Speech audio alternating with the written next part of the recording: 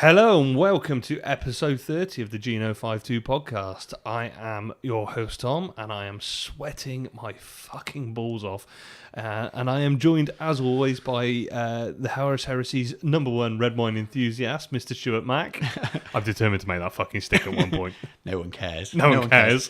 No, it's because I drink the same shit wine each week as well. Actually, no, it's different to the stuff I brought back from France. Well, it's not in a fucking box this time. No, it's not. It's back to... Well, I'm not going to call it proper wine. It's in a bag. It's in a It's bowl. under £5 and it's from Tesco's. It's not a proper wine, but it's okay. It's fine. It's drinkable. It's quaffable. I'm on the London Pride. I haven't had London Pride for a while. I went to look for cider. I went into Big Tesco's, which is a reference nobody's going to get if they don't live in Gloucester. Big Tesco's. It's the big Tesco's that live. Tesco's? The big Tesco's in Brockworth, the one by your house. Okay. Surprisingly, the one on the way here. Yeah. I went in to get some cider. There are other big Tesco's, aren't there? Yeah, the big It's a Tesco by your city. house. No, the big Tesco by your house.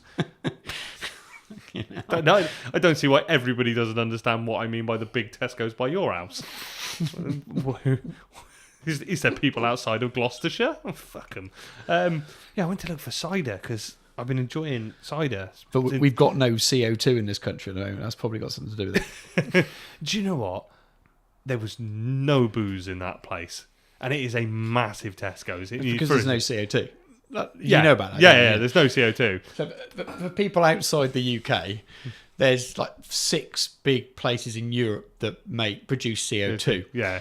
and 5 of them are offline at the same time having refits and stuff. Yeah. So there's a shortage of CO2 all over Europe. So nothing can no be one's got carbonated. any fizzy drinks. No one's got any. It's really hot. It's really fucking hot. sweaty. And the World Cup's on. So and the people World get a Cup's bit- on. And there's no beer in the country. It's fucking shit. There is. Yeah, I went There's in to look. proper I went beer. in to look for cider. Yeah, flat beer. That's the way. Yeah, proper flat beer. After I drank lots of flat appley cider with Jack in London, I've got a bit of a cider taste. So yeah, I've gone back to the Fuller's London Pride tonight, which is pretty nice, pretty quaffable. It's good. It's good. God, it reminds me that I'm not drinking enough ale at the moment. Do you know what? I've been trying to cut down the ale because it's not a summer drink, is it? No, I drink it all year round. It's more because of I put a stone on if I drink. That's the other problem. I've still got that stone because I haven't stopped drinking. No, cider. Nice flat cider. I got a massive jug of Old Rosie at home that I was gonna bring, but I know if I start drinking that, I'll drink the lot and I won't be driving home. No, you won't be coherent by the end of the show. The last time I drank Old Rosie, I threw up at 5 o'clock in the evening in a toilet in Leeds, and then went back to the pub and drank 3 more pints of it. That's a long story from working on building sites. That was awful. Anyway, yeah, enough about that. How you doing, Mr. Mac? All right, actually. Yeah. It's bloody hot. He's fucking sweating. We're not supposed to... I don't like complaining about good weather. The Texans are laughing at us. They are mortally chuckling at us, but we are not built for 30 degrees. Not day in, day out for about... It's been about 3 weeks of it now, hovering around 30 degrees. Yeah, and yeah. That's pretty hot for the UK. The biggest problem is I've got a nice air-conditioned car, a nice air-conditioned office, and then I get to site, and I get into a chicken carcass factory and fucking walk around it for 4 hours, sweating and stinking of meat. It's fucking terrible. You've been checking how flammable chickens are. Yeah, it turns out they burn quite well. Biggest problem is the fucking Are composite. you recommending they're plucked while they're still alive so they're less flammable or something? Is that on your risk assessment? No, 600,000 carcasses a day Nice. through one, and it's a small plant. We're going to have letters from PETA, aren't we? Yeah. Well, they didn't have any fur sculpted on them, so they're all right. Probably, no, they probably wouldn't use letters, will they? They're just Glue on stamps is probably from horses. And can't harm trees making paper. But yeah, so yeah. What have you been up to then, mate? Been up to. Or should I I tell us what's coming up on this show? Yeah, that's what I probably a good normally idea. do first, Actually, isn't it? you've already gone off script fucking after complaining that You don't fill in the script I properly. haven't So, filled in which episode it is for you at the top. yeah, so I'm not following it. What are we doing today? We got our usual bullshit. We're going to cover some listener messages, the ones we skipped last time. So we catch up with those. We are going to finish off the alternative armies section that we took a little break from last week to fit in the interview with Mr. Jack. So yeah, we're going to script through that, and then we're going to go into our bullshit and bad hobby advice section, which is actually going to be about... We've talked about the armies and the ideas. How do you convert that into a heavily themed Horus Heresy army in paint scheme, modelling, and that kind of stuff? So we'll cover all that. And yeah, there'll be a usual pile of bullshit as well, won't there? So, I'm sure there'll be a bit of that. no, we don't do any bullshit in this podcast. There's definitely no bollocks talks here at all. Quite a few comments back from the last show. We had Jack on, and that was a really good fun show to record. My favourite was when I saw Mr. Warden Steele at the weekend, and he went, "So, I've never heard an interview go on for so long. I based off one question." Because I went, "So, green stuff." 2.5 hours later, we hadn't really talked about it. All I'd done is bought shitloads of stuff. So yeah, we're back to our usual bullshit. Just give him a few drinks. He likes a drink, doesn't he, Jack? Just likes a beer or two. Yeah, he didn't. I met up with Jack a couple of weeks ago. Well, it was about a week ago now, wasn't it? In London for a drink. I was working down his neck of the woods, so usual kind of thing. Thought, I'll get back from the site about 5 o'clock. I'll have a shower. Meet Jack about 7, 8 o'clock ish. We'll have a couple of beers, some dinner. So get a message from Jack. I'm leaving work now. It's 4 o'clock in the afternoon. Okay. I'll be in Kingston at 5. Well, I'm finished, so yeah, I'll be about 5. So meet about 6, 7ish. She was like, "No, I'm in Kingston at 5. We're going to the pub." We're starting at 5 then, are we? So I thought, that's fine, no problem. We'll go to this pub. I'll have some dinner. Early finish in the pub, probably. We'll start early, finish early. I've got to be up early. Yeah, 7 or 8 pints later, we'll come staggering out the fucking kebab shop after drinking loads of really strong cider. I fucking stagger back into my hotel room about midnight. It's sweaty. I'm in a travel lodge. There's no ventilation. They put a fucking desk fan in there. I slept bollock naked on top of the sheets. Absolutely pissed. It was hilarious. But yeah. What was I talking about? I don't know. I was just talking about being naked. Yeah. The heat has really got to me this week. It's got to my whole office actually this week. There were some fucking weird conversations in the office. You weren't all naked. It's not one of those. No, it wasn't one of those offices, but there was some fucking weird ex-army conversations going on. Anyway, yeah. So what have you been up to then, mate? Let's go back to that. That's where we were. What have we been up to? Loads. Absolutely. For a change. For a change, yeah. Yeah, go on, then. You take the lead on this one. Fists. Done. Finally. Finished. Freaking hell. What I like is that they were Sons of Horus. Yeah. Then they were Black Shields. Yeah. And now they're Fists. Yeah. And they finally got finished. Finally painted. How many army iterations have you gone around since you sold the last lot of Fists? And we list to come all the way back around and do Fists again. Loads. As soon as I started them, they were going to stick at Fists. As soon as I put paint on them, they were fine. As soon as you came up with the list idea, I knew you were going to stick because you were really sold on it. I couldn't really find what I wanted, and part of the alternative armies segments we've been doing for the last 2 shows and this one were born from the process and the thoughts I went through about. I just don't want to build a normal list. And I won't go into the list too much because I think we're going to use it as a bit of an example later on. But finally finished painting them all. The listeners will have seen it anyway. They would have seen what I posted up on Instagram and the groups and stuff. But they were finally done. So yeah, there's nothing left to paint. My Primus Medicae became a Forge Lord. I made a mistake with my list, which I realised on the eve of going to play the first game with them. So the Herald has he's basically got Master of the Legion. Yeah. But he's also a fucking support officer. What? Yeah, I know. And I didn't realise this. It's clear as day. It's written there, black and white or blue hyperlinked. If you've got the I don't disbelieve you. I'm fucking checking because if you've got I had some ideas. Copy. I had some ideas around a Herald that might need to change. So the problem I had was the Primus Medicae is also a support officer. You actually I didn't have a legal HQ choice. So I just looking through it. I'm like, I just scanned over it because I assumed because it was March of the Legion rule that it seems a little bit odd. Yeah, it seems like a rule that probably doesn't need to be there. But who am I? Who am I to say? I'm not. Yeah. I'm not experienced rules guy or Legion support officer. But it seems like a rule that could probably be removed and maybe we'd see him more on the table because he's got the Master of Legion is basically giving him commands. Why would he be a support officer? I suppose he's there to open up. He opens up the ability to take a right of war without having to take a praetor or a... What's the other fucker? But the Master means you can't take a delegatus with him anyway because they both have the Master of the Legion rule, which means they both have to be warlord. No, you don't. No, you don't. If you've got Master of the Legion, if you've got Master of the Legion, you can only have one model with Master of the Legion per 1,000 points of your army.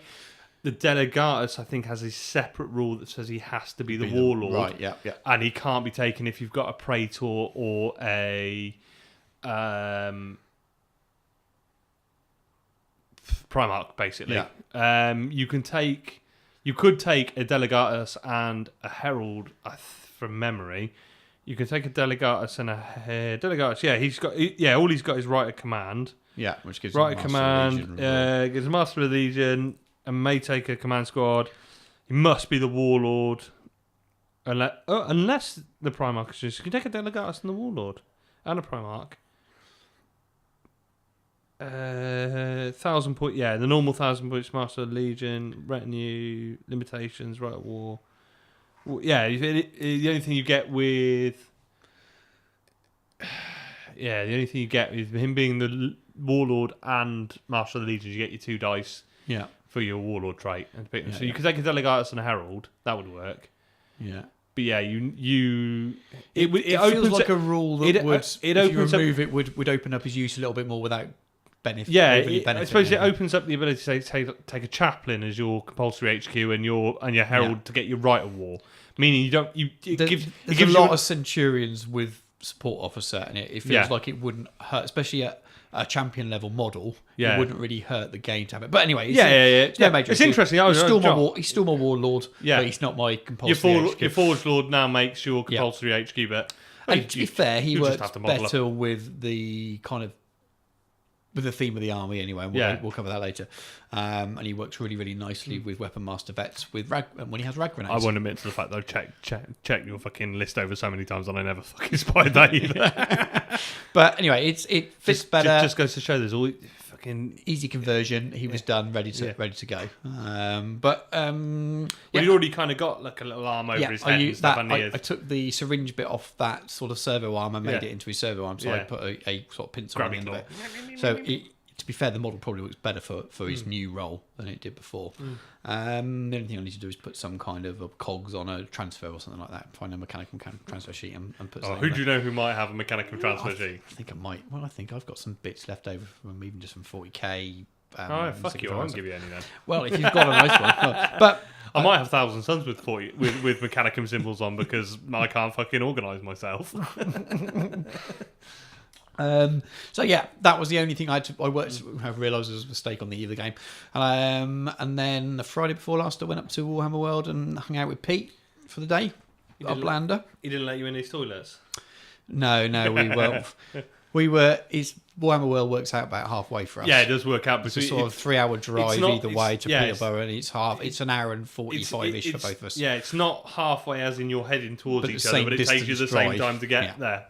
So we went up for a day, and we played a couple of 1,500 point games. So I've got 2-5 painted. I've got more than 2-5, but I've got too many fast slots with the termites 3 and termites and the javelins. So, but we played around. We messed the red lists around and played a couple of 1,500 points. Extremely narrative games. We were making shit up as we went along. Made up our own scenarios. We kind of mucked around with rules as we were playing to make the game last longer and go. It was really make cool. sense and have some fun. It was proper garage gaming. Absolutely loved it. Yeah. That's the kind of gaming that really works for me the most. Just playing how the game should feel rather than how it actually... We were trying to build some narrative, but also just trying to make the game balanced. We were trying to make it felt like each game.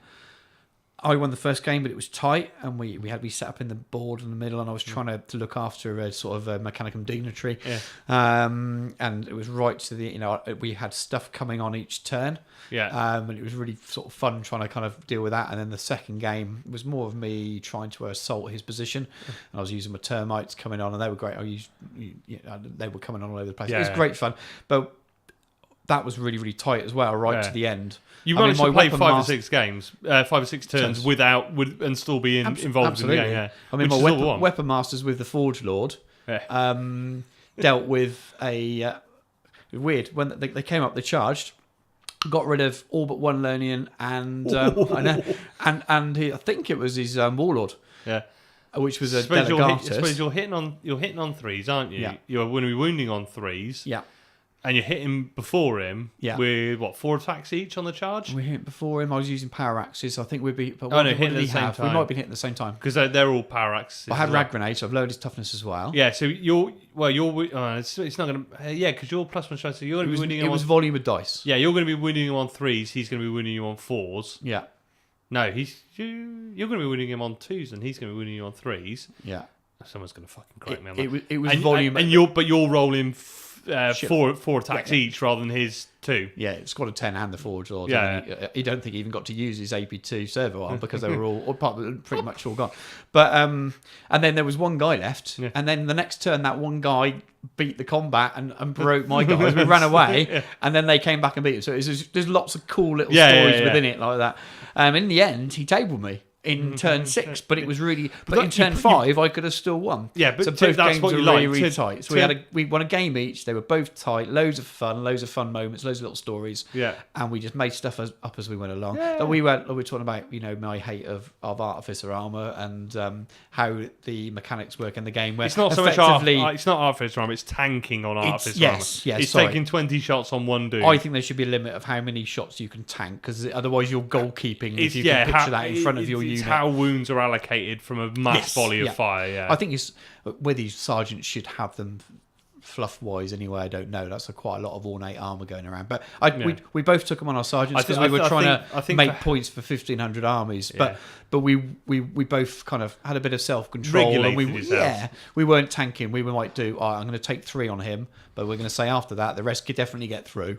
So it just kind of uses it a bit to buff, but there's no limits. And we had a bit of a chat. I mean, Will came down to meet us at lunchtime. Yeah. And we were all talking about ways that might kind of tone that mechanic down. Whether you limit the amount that you can do it, whether you just remove the ability for any sergeants to take it, so you've got it on characters and things. Yeah, for me, Artificer armor on sergeants, it's one of the things that defines heresy. Because it's supposed to represent a level of artisanship that's around in the heresy, because they had more technology, more access to technology, a better understanding of the technology. These high-level suits were available because they could make Which more. Which is cool. So and it's what separates them, 30 but then 40. maybe you had a rule about how many you can tank. Yeah, I definitely agree. That becomes rather than the armor, it becomes a mechanic. You get a lot of even in combat. You get a lot of utility for 10 points. And on combat, it's a fucker. You swing in with combat and somebody tanks 15 wounds on their sergeant. I've done it, and I've been on the other end of it, and you just think that's fine. I wouldn't knock anyone that does it because within a meta where everyone's doing it's fine. It works, but you remove it for everyone, and I don't think it spoils the game equally. I think the only thing for me is, this is why I'm not a rules writer, and this is where Anuj comes in. Yeah, it's a way. It's not the Artificer armor. Yeah, it's the way wounds are allocated. Because what you do at the moment is you roll your hit dice, you take however many hit dice, you roll your wounds, and you build a wound pool. Yeah, and then you allocate those wounds from the closest model first. So what does everybody do? Sergeants at the front of the squad. At the front of the squad. And that's just that's the way that mechanic works. So how that wound pool is allocated is the issue that needs to be addressed. That in a game where we have true line of sight, the abstract then you have no abstract, then you have abstract. Yeah. You have and it's a bit of a kind of a mix in that. Yeah. But I tell you what, if you take it away, it makes bolter fire on Marines a lot more viable, which is kind of what we want with heresy, isn't it? A Fury the Legion would be lethal if you're like, right, okay, you would have to say you could wounds have to be. Well, let's not forget that these Marines have still got 3 up. What you would say, what would be devastating is something like AP3 Mauler bolt cannons. Yeah, they're AP3. Yeah, so you're gonna tank them on your sergeant. Because otherwise you're going to... But if you say, right, okay, it's how you say, right, okay, you have to... Does it become too hard to say, right, you've got 10 wounds, say, however many wounds you've got are equally divided between the models in the target unit, and you can only roll that many against each model? I don't know. I think it's beyond my pay grade. I think there's lots of things you could do, but it's not the end of the world. It's a personal thing that I always think breaks. There needs to be a downside to that 10 points. Breaks that kind of visual for me in the game because you just think.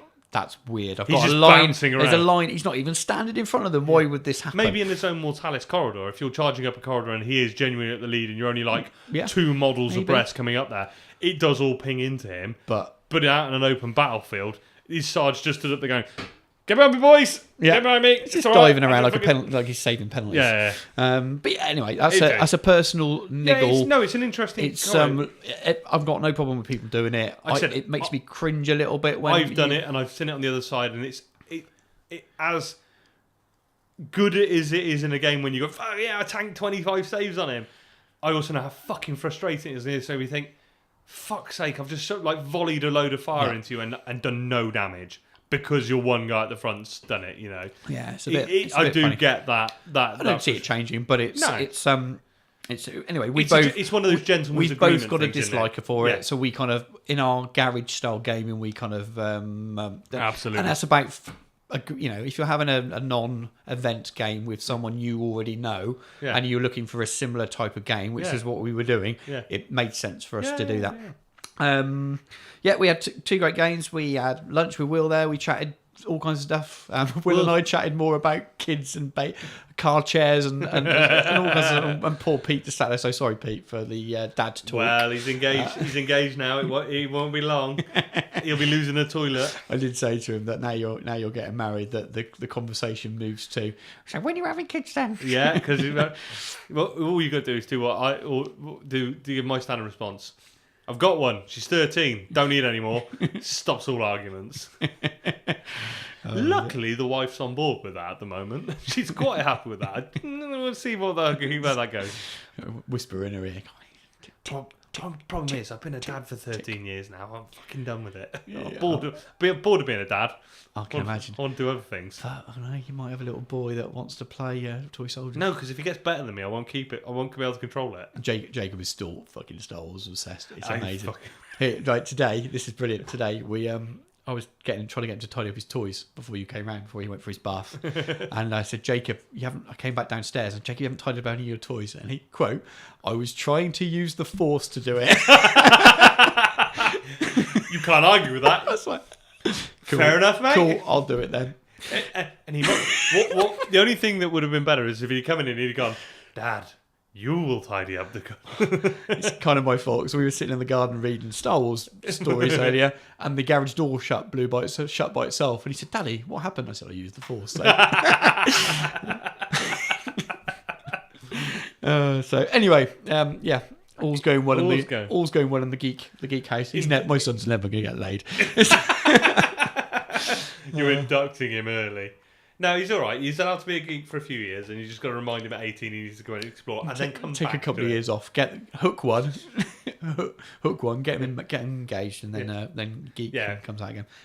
Alan, leave Tom alone. He's allergic to you. I don't want to see your arsehole as well. Go on, shift cat. All right, don't scratch your face now. So, I hear if Tom starts sneezing and whining and bitching. That's all right. Alan, you prick. That's my headphones. Oh, you prick. He did that deliberately. He did. He's a cunt. He actually is. He's a bit of a twat. He really is. That's me, though. I finished an army. I've painted some models. I've played some games. It's been good, actually. You've done more constructive stuff than me this month. Yeah, I've painted loads of other heresies as well, so I finished some Death Guard. Some more Death Guard. I've finished just this week. Finished some Mechanicum. More the blue stuff. They won't be out for a couple of weeks probably. It's got so much to post up on, kind of spread it out over time rather than bombard everyone. Get fed up with everything. Did some Raven Guard for Kurt for Tarsus, so there's some stuff there as well. So loads of painting, loads of stuff, and even a bit of gaming, which has been quite cool. Yeah, not bad month then, is it? And you've brought me some AOS round today. That'll trigger a few people, won't it? No, I've got so much Nightborn stuff. It's fucking amazing. I love it. I was actually, do you know what? I know people shout on AOS and stuff. I don't want to get into fantasy. The reason I'm not going to get into the fantasy argument, I haven't played fantasy since I was 9. I was zero investment in fantasy, and I appreciate if it's like if they killed Heresy Dead and said the Heresy didn't exist. That's it. I'd be a bit. That's my passion. But the fucking AOS models are some of the best at the moment. Yeah, they're looking pretty good. The Nighthorn stuff out of the box. Push fit. I mean, how long did it take me to build them the other night? Friday night. Was it last Friday? Yeah, it was last Friday, wasn't it? I think so. Yeah. Send me pictures of. Yeah. I literally sat down for 2 hours and built the entire box set. Lovely. Beautiful models. Yeah, okay, they're monopose. when I've got 20 chain rasp dudes, just fucking build them. That's all I want. I don't want to fuck about with having to build arms and stuff on them. And even there, I look at them now. There's enough different poses. There's enough variety. The only thing I don't like about modern GW sculpts, because I think there's enough poses in them, is the sub-assembly or lack of sub-assembly. Yeah, we were talking about painting. this earlier, weren't we? I bought the new Lady Orlando, the bedsheet wearing lady. She's got bedsheet over her face. It looks awesome. It looks awesome, but but I do think someone's going to paint black eyes on that, and it's going to look like. Ooh! I might do it when I base coat it. Why just to fucking take a picture? My usual process. Right, what am I going to leave off? How am I going to deal with this? What am I going to do that? I just looked at the instructions, like can't sub-assemble it anywhere. Can you? No, there were two options: build it complete, or paint every single part individually, and then build it all at the end. Yeah, I was and just then like, I always fuck it up with glue. yeah, and that's the same with me. I was just like, I'm not going to be able to do this properly. I was like, it's fine, build a paint. The whole point of the AOS army is a quick, simple tabletop army. For a little extra throw. I've got 1,000. There's a 1,000-point event at Incom for Christmas. Bit of a shits and giggles with the guys who play AOS down there. I'm just building a little 1,000-point army. It's just a bit of a refresher. We've discussed this. I'm at a point with my Age of Darkness armies where I got 8,000 points of Ultramarines now. And thank you, Pete. I now have to buy another fucking 500 points worth of Moritats and Destroyers because I can't read an event back probably. Because how many times do I bitch about people not reading about back? There is no parking at the jury's in. I know that. I got 3,000 points worth of Mechanicum. I've got 1,500 points worth of Knights. Yeah, I've got a pair of armatures to build, which I'm looking forward to. I sort of don't need to do much for Age of Darkness it's not an army project at the moment. I was going to do Beastmen Militia, which dipped off because Titanica is coming out. I want to do Titanica. And then you got Book 8, haven't you? And yeah, you want to start something and then... And I'm looking at that. So I'm sort of at the point where I'm like, I don't really want to do an Age of Darkness army. I've got a few bits. I've got a couple of Javelins and Arcus. It's adding unit stage to paint up for the Legion of Peterborough event in September. So I'm adding units now to mix up the flavour of my army. I've realised I don't need to write a new 3,000 point list. Yeah. 2 or 3 units, and then using different units out of my collection, I can build very different feeling armies. So I'm sort of pottering on with that. I'm waiting for the Caldor gang to drop for Necromunda, and I'm going to be all over that like a tramp on chips. Because they're fucking amazing. The guy with a fucking rocket-propelled crossbow is fucking brilliant. I love it. So yeah, sort of not leaving Heresy or not doing anything. I'm just kind of... Since I started the Heresy, I've been building armies. Yeah, that was all the Ultramarines. Then built the Mechanicum and massive army projects all the time. And I kind of want to step back and just paint bits now and do a unit here and do a unit there. And I've also realised I've got time to do other bits and pieces. We've got some Star Wars Legion stuff to paint up. I've got bits and pieces to do. So I'm enjoying doing that at the moment. Yeah, it makes a change, doesn't it? I'm going to take my fists up to 3K. I got drunk and bought some Golden Demon projects as well. So that's I'm still sticking with that plan from September on. How many times have I said I'm not doing Golden Demon? I can't be bothered, and I got drunk the other night and bought Golden Demon projects. But you keep going on painting courses is going to make you want to do that, especially when you go on things like Mass Clan. I know that's the problem. I keep buying. And I'm the same. I've got Legion paint, and it's Star Wars. You know what I mean? It's kind of whether I play it twice a year. Those will sit in the cabinet until Jacob wants to play his first war game when he's 5 or something, and he'll get used for that. It's the reason I bought my stuff as well, because it's Star Wars miniatures. Yeah, brilliant. I want to paint stormtroopers. Yeah, and for me, Sigmar, I was a big fantasy player, and I've not got into Sigmar at all. I quite like the new artwork. It looks a bit more grim, so I'm going to go for a kind of grim style. And it's also just because I've never painted any, and it's for the business, and that sounds really cheesy, but I'm going to paint the starter box. Yeah, and post up pictures, and I can guarantee based on really that I'll pick up work from it. We talk about like a real dark weathered gold and stuff on the Stormcast, and I think I've got my scheme, but it will be. I'm gonna approach him like I would a Legion army. Well, that cover we were talking about earlier, you got the White Dwarf there, the cover artwork on the White Dwarf, that Stormcast with the broken shield and stuff, and both of us just went. They're just different. That was cool. That's grimmed it up. It seems like they've listened to some of the complaints around. Obviously not about the base dimensions, but they've listened to some of the complaints around background not being deep enough, Yeah. and some of the art being a little bit sort of more cartoony. Shiny. And it seems to have gone a bit darker. Well, again, which is we what- were talking about this earlier, weren't we? We were saying, you know, they needed to evolve. Everything needs to evolve and move forward and stuff. But the grim kind of fancy and the grim kind of industrial is a staple of GW. It's not unique to them, but it's very much their staple. Yeah. And one of the things that didn't appeal for AOS for a long time was it didn't feel like a GW game all the time because the art wasn't there and that feeling of a GW It game. didn't have that kind And of... that's coming back now. I mean, that cover of the Nighthawk Battle Tome that I sent you a picture today is so grim. Yeah. So grim. The dark greens, the blacks. It's real kind of horror kind of, and that's what I want from a Ghost and Ghouls army, you know. And you know, it's that's kind of, and it feels. It's got. We're that in danger of this becoming an AOS podcast. Yeah, We yeah. probably should move on. Well, I'm But- trying to drag it back to Heresy by saying it's got that Yeah. similar feeling to Heresy now, that grim kind of. From those hard bit, feeling. sometimes all it takes is a bit of artwork. 2 or 3 and- pieces and of that- art. And that can be I for mean, anyone. I can probably name 2 or 3 bits of Heresy artwork that really stand out that say Heresy to me. And there's a million bits of Heresy artwork out there, but you know, I know the bits that say Heresy to me, and that's what, you know, the cover of Horus Rising with the massed infantry, you know, that the Horus fighting the Emperor on the Vengeful Spirit. Those kind of key bits of artwork that really stick out. And it's only really that's what I saw that made me go, I want to do Heresy. I saw 2 pictures and were like, I want to do Heresy. It's pretty fucking wicked, isn't it? But yeah, anyway, it's not an AOS podcast, so I suppose I better go into what I've been doing. I've been alluding to a lot of shit. I have been doing Heresy stuff. Yeah, quite a lot. Quite a lot. I'm in a weird situation. I'm building a lot at the moment. It's one of these kind of build months for me. So I built at the Locataris. They took a fucking long time to come. So I ordered 2 bags of Mark II Assault Marines at Warhammer Fest. Yeah. All that fucking You had a time ago. moan last podcast. Yeah, I did. But they've arrived. Had I started building them by that point? Have they not arrived? Or They only arrived about 2 weeks ago, didn't they? yeah, I think they hadn't arrived yet. So You yeah. were still in the they hadn't arrived moaning stage. Yeah, last I was a time, bit pissed off. Oh, yeah, because I got caught with a 35-day Yeah. last chance to buy, and I was like, Even well, though when you bought I them, ordered they them weren't 2 on weeks that, yeah. before that. But anyway, yeah. So they arrived, built them all up, converted the fuck out of them with Ultramarines upgrade bits, made them nice and blingy, gave them power swords, gave them pulp pistols, lots of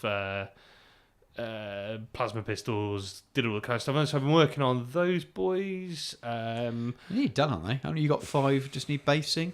And when No, they're I in? need five that need finishing. Yeah. So the armor's done, the gold's done, the silver's done.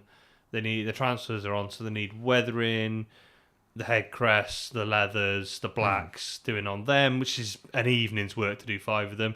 That'll get all 10 of them then done. Yeah. I've painted the bases. I need to gloss them, oil wash them, Yeah. get them, and I can get them on, and then I can powder them all and get them in. So they're probably 2 evenings away from being done. Pain in the fucking arse though. I got the armor done, Yeah. got the golds done, and the silvers done, and then I went to Carter Paint. So I went and sat with Mr. Warden Steele for the weekend, and Carl from Studio Dropship, and a bunch of other rad dudes at Incom Gaming. I went to the Carter Paint Infantry course. Now it's a course I've been trying to get on for, like 3 years since I did my tanks course. Just missed them and finally fucking got on one by basically bullying Chip and Henry to let me have an extra seat in the corner, like promising them to be nice and sit in the corner. And yeah, I was an arse all weekend.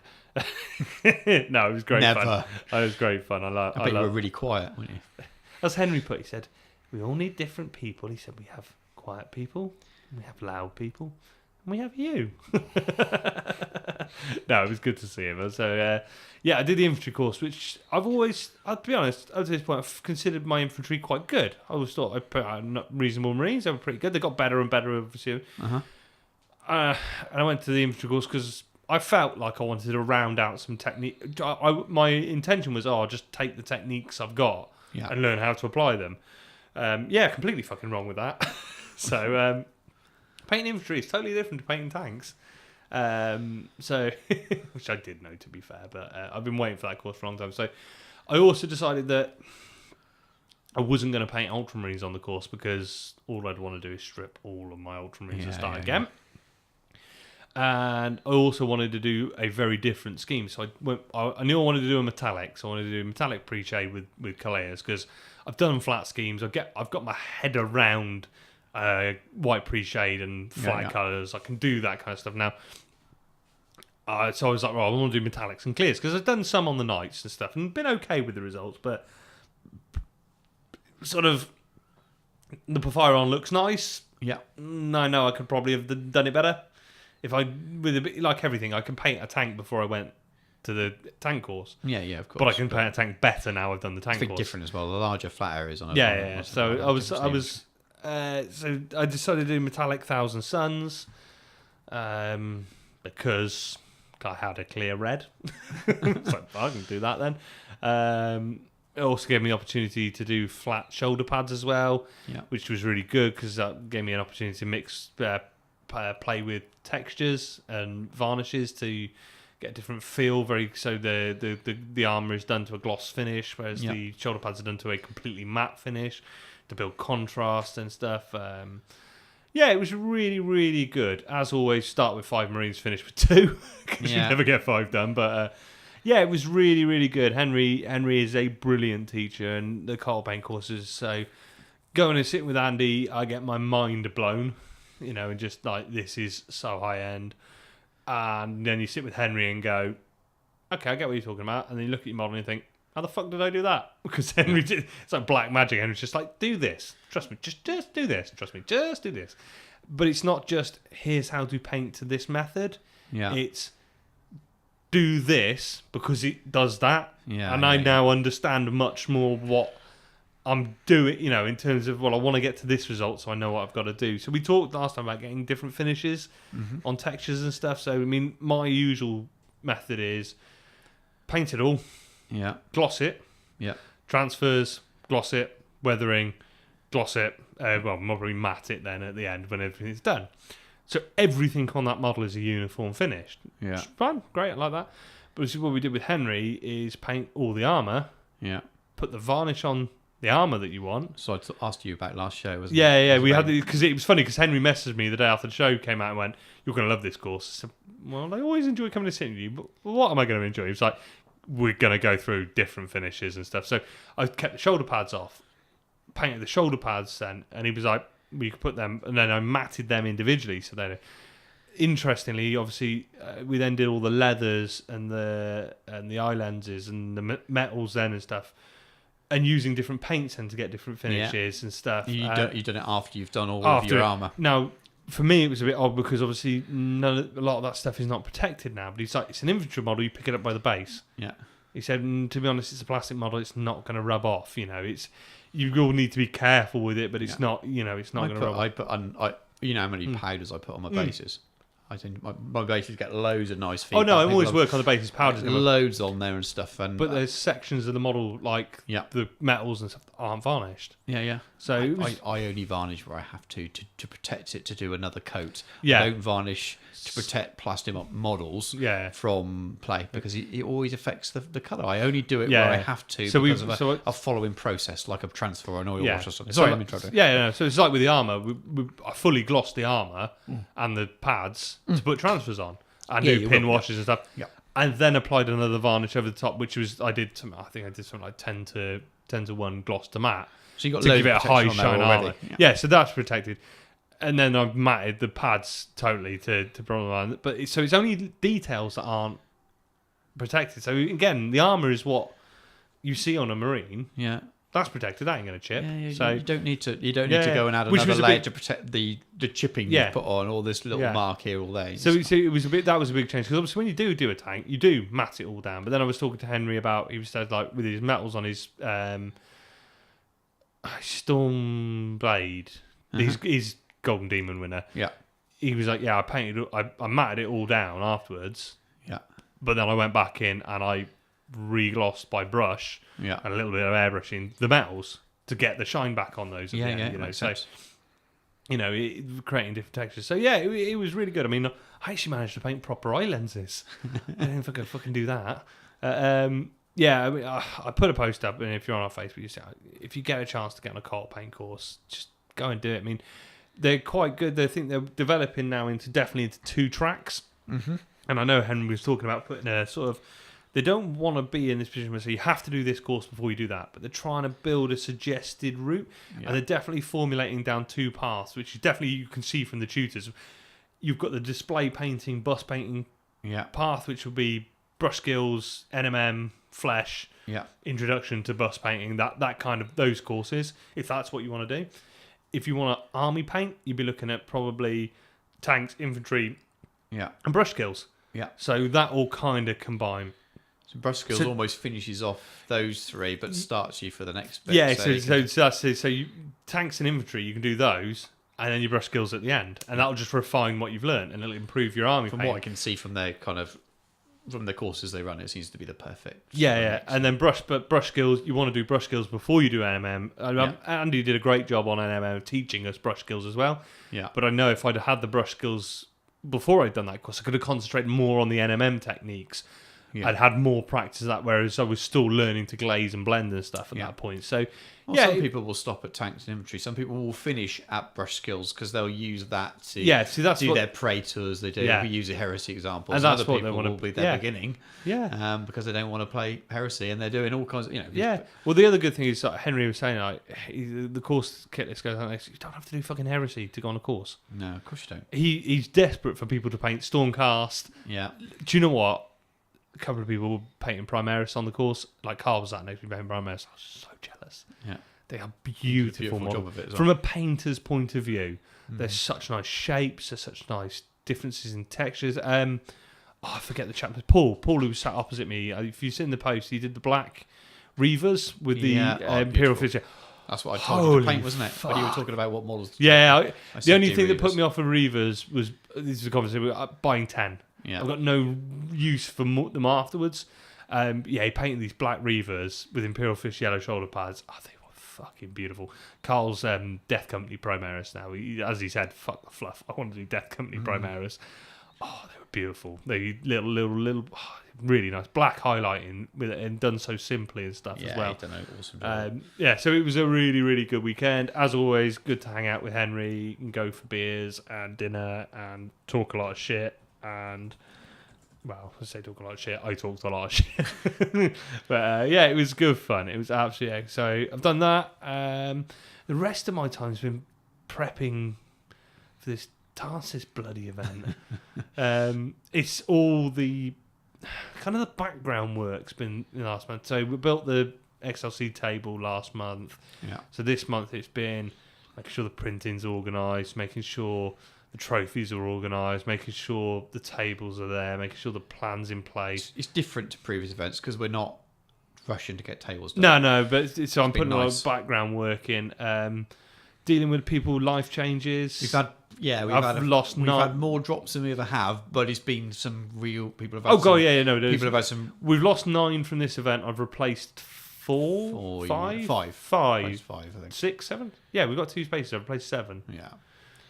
So we've replaced them. So when we talk about these events, if you do miss tickets, it's genuinely worth getting on that reserve list. We've burnt through the reserves. These life changes for people. But we've had some more real life events for people than we've ever had before. Everybody who's dropped has had a totally valid, 100% genuine reason. No one's just gone, I can't be bothered. It's been life, wife changes, family changes, and that's life. That we all do it. I was going to go down to Brendan's Hasterlude, and life fucked me the night before. So it happens. So it was no dig at anybody, but it was so there's been a lot of admin of dealing with people, getting people to get lists in, getting people to refunds sorted and people exchanged on tickets and all that kind of stuff. So there's just a lot of admin. Happened, my Facebook Messenger never fucking stops. It's part. It's what it is. It is what it is. It's. I mean, I know Sam's lost 9 from Path to Confrontation. And he had 50 at one point. It's why Marlowe. Now he's having to deal with a World Cup quarter final. In the afternoon. We might have the fucking World Cup final though if the fuckers get that far. We're going to be all right. I don't think we're going to be an issue. So it's what happens at events. I know Marlowe lost loads.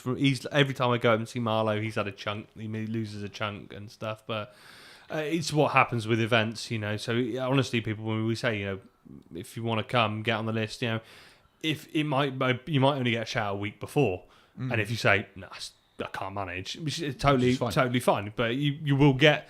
What we do is we go through the reserve list before we put the tickets out. So there's been a couple of posts about the tickets being up for sale on various social medias. What we'll do is ask all the reserves first. So you kind of get first refusal on those tickets. So you get an opportunity. So you're not committed to anything. You're not stuck with, I forgot to take a ticket. No, you just get off. And if you can't do it, no problems. I'll ask the next person. And if that list runs out, I'll ask the public. So...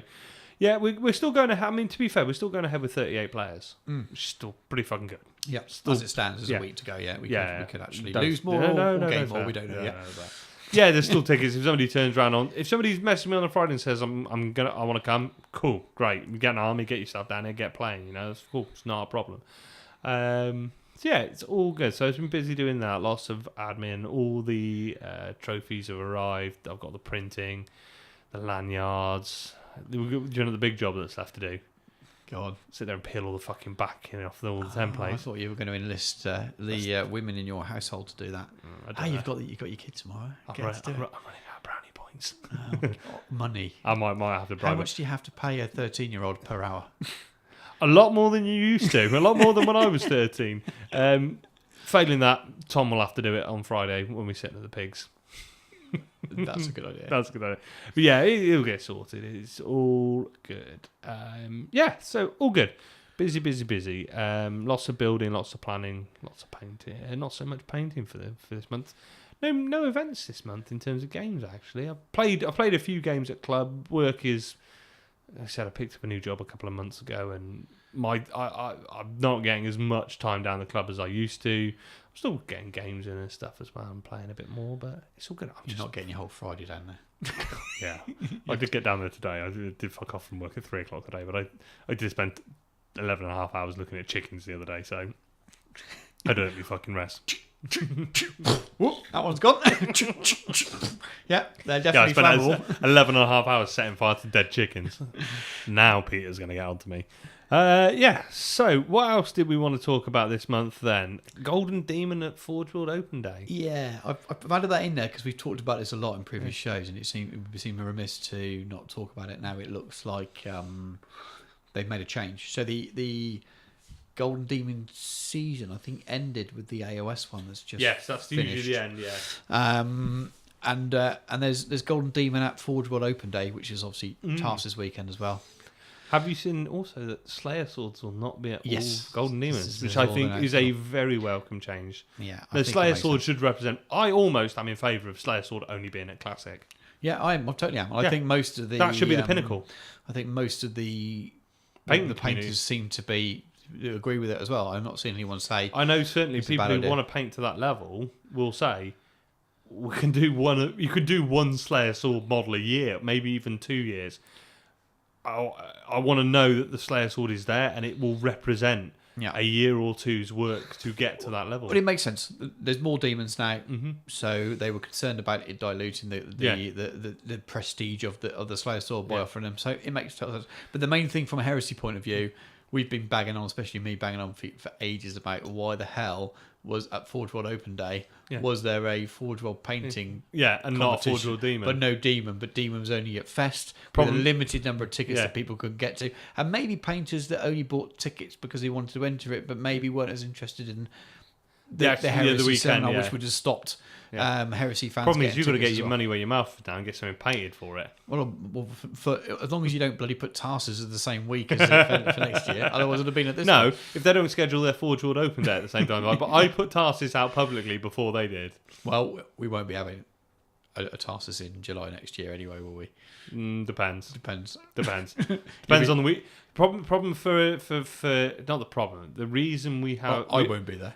Yeah, the reason painting 2019 is the year of me doing. The reason we did this weekend for Tarsus is because it ties in with the 2000 Trees Festival in Cheltenham, which means Chip generally shuts the pub over the weekend because the crew that go the people that go to the Two Pigs go to 2000 Trees, and it's just not. I mean, the reason we've got it the whole weekend is because 2 of his managers are going up there anyway, and he hasn't got anyone to run the pub that weekend. So we've got the following. So it was a good weekend for us. Now the same happens at Download, and I think the same happens at Reading and Leeds. Yeah. So there's options that we go to a different weekend in the year, and maybe we don't do July. Well, if you want me there, don't do it the same week. Yeah. We will make the plans. Not that we know when that's going. They'll move months next year. Yeah. All that, We've got plans with. I've been in the underground heresy, UK heresy backdoor negotiations. I don't know where you're going with this, to be honest. I'm describing it really badly. I've been chatting to people about some potential things for next year. One of the things I have decided is we are going to run 3 events next year. Mm-hmm. One, I think there's shitloads of events out there at the moment. You said we're not going to run 3. No, we're not. You just said we are going to run 3. Oh no, we're not going to run 3 events. I was just thinking this is new because we just said we were going to do 1. Yeah, we're not. I'm not going to run 3 events. There won't be 3 Tarsis events next year. Or there won't be 3 Age of Darkness, Geno 52 events because a run at Incom because it's just not needed anymore. It's not needed. When I put my first event on, there was our events and Greg's events. That was it. When we put the event series out last year for this year, the year we'd run the weekender, there was sporadic events, so one every couple of months. You've got Path to Confrontation this weekend coming when we're recording tomorrow. You've got Tarsis the weekend after, and you've got a King Fluff event the weekend after that. There are 3 weekend events in a row in July. There simply aren't that many. Like that last month as well. Yeah, there was Vulturous, there was Legion of Lies, and there was something else. I can't remember. There are events nearly every weekend at the moment for Horus Heresy, which is fantastic. I don't know about August, but there seems to be at least 1 a month, usually 2, quite often 3. Just doesn't need me doing 3 events during the year. What that does mean is that leads into the second reason is I want to do an Adeptus Titanicus event. Yeah. So that gives me time to do that. Stuff. I want to do a Necromunda event. It gives me time to do that. I want to do some other things as well. I'd like to do some just other organised play days, some different stuff, things. Yeah. So it's giving me the time back because I have basically by the end of this year, I'll have been running an event for nearly 2 years solid in terms of either having one coming up or running it or just coming out the other side of it and organising the next one. Yeah. I mean, I'm writing the event pack for the October event now. Yeah. I haven't even done the July event because the next event... We've been talking about it for ages, haven't we? Yeah, the tickets go out for sale 2 weeks after the event. So I've got to have the event pack ready after the event to put it up so people can see it. So it's been relentless, and I just want to do something different. And the other thing I was sort of saying, I don't need to put so many events on now, or we don't need to put so many events on now. So I'd rather put one really top class event on. Yeah. We can focus. I can have a rest. I can refresh my ideas. I can spend more time on the one event and build it. Now I am in the conversations with various people about getting involved in other events that may happen next year. Yeah. There's a few different parties who are looking at doing some things next year for Heresy. So I'm chatting with them, and we may well be involved with events. We may be running a Geno 52 event at something else. Yeah. So there's lots of cool stuff. There's no means... But in terms of a Tarsis at Incom Gaming, there will probably only be the one big weekender, which is... It might be a bit different. But it might be a bit different. We might structure it differently. We might take advantage of the fact we might have 3 or 4 days there. Mm-hmm. We'll look at things that we can do to make it a different thing. It might not be a traditional, you buy a ticket for a weekend. There might be single day events, weekend events. I'm talking to some people about coming in and helping me with events so that I don't have to run it all. So I can. Yeah. We're looking at lots of different things for next year, but they're going to confirm all those details soon. I know the big plan won't really start getting looked into until next year. So we don't need to make a decision about it now. But. And the great thing is, anything we do for Tarsis, anything we have as a resource is available to anybody. So if you want to run an event and you want our random generated score sheet, matchup sheet, we've sent that to loads of people. If you want the spreadsheet I use for calculating scores, if you want the points of interest and warlord system, it's all there. It's just send us a message, we'll send it all out, Absolutely. So that loads of people, because the thing with more people running events is people will do it their own way and develop things and inspire. The amount of stuff I nick from other people. Yeah. Because people do it well, like Pete and 30k Frontier, the Greetings boys, everyone takes their own spin on it. And I Nick always bits, adjust it, send it back, and then we the same with the score sheet that we got. It's been kind of community edited now, so we've got the original spreadsheet done, and someone else put the grudge matchups on there for us now, and it's so we every time I go to an event, I come back going, I really like that. I'm going to take that into my event. So I want more people to run more events, so we get more ideas and stuff. So that's sure. I said, we're by no means done running events. Just don't need to do 3 next year. But to take it back to what we were actually talking about. What were we talking about? We were talking about Golden Demon. Oh, fuck, we were, weren't we? Yeah. But it's all right. You can have your TARDIS talk. It's all right. I don't care about painting. It's all about events. So there's one of the we may run a painting competition as well. Well, yes, we made it. I think it'll be interesting. I'm assuming that we won't see a demon at... I think we might see something like the old Forge World Open Day. Well, there might be a Horus Heresy painting competition. There might be a Horus Heresy and Necromunda or whatever. They may just run 2 Heresy Demons, which would be really be a bit. No, weird, I would like to see a Warhammer Heresy and Necromunda Fest. Yeah. Best in show. Yeah, that would, and the demon at the open day, because makes sense. That issue. That's what I'd like to see. It makes no difference if they run 2 demons. To be honest with you, as long as there's a specialist games and heresy demon at 2019's open day, and as long as I can make it, I'll be ecstatic, because it means I can paint the miniatures I love most and get them into the corner. But my goal for 2019 anyway is going to be lots of painting competitions. I want to go to Sloot. I want to. I'm not planning to win anything. I just want to enter. You want to get to 3 or 4 different things. 3 or 4 different events. So it'd be good for you to enter something like Salute as well. I'd like to get to each open day next year if I could, because they're easy to do. They're Sundays. It's generally easy enough to get hold of a ticket, as long as you don't wait too long to do it. As long as you get them within the first day or so. It's something that the worst case scenario, I can go down with a little lad, and if I have to walk around with him for an hour, he gets bored. We get in the car, we drive into Nottingham and do something for an hour. Take him to a fucking soft play or something, and then go back when you collect your models and stuff. That's fine, but it's something I can still do, and it doesn't stop me entering. It's more achievable than trying to get a Warhammer Heresy Weekender ticket, plus a hotel, plus the weekend pass. And Salute, Emma loves London, so I could probably swing that we go down on a Saturday night for a show. We could probably stay in a hotel and then drive back. I could probably swing that as well, and we do it as a group. We make it a trip away. That'd be really good. And swing it away. So there's painting competitions will be easier for me, so that's my goal. I'm not actually planning. It doesn't mean I won't do any events, but I'm not planning on doing any gaming events next year. I'm kind of settling into my Heresy as a garage game kind of thing. I might well do one, but the other stuff. It'd be nice. First I'd say it'd be nice to do. I'd say it'd be nice to do a weekend event like we did at Ruination, because it was. I loved it. It was cool to have, but I meant more. It was fun to have a weekend away, like me and you going down and cuddling and kissing and all that. But a bit of a. But we didn't share the hotel room. Kurt wasn't up for it. Kurt wasn't up for it. I touched him, and he just he got all Raven Guardy and hid in the corner. He went really stiff, and not in a good way. He just pretended to be asleep.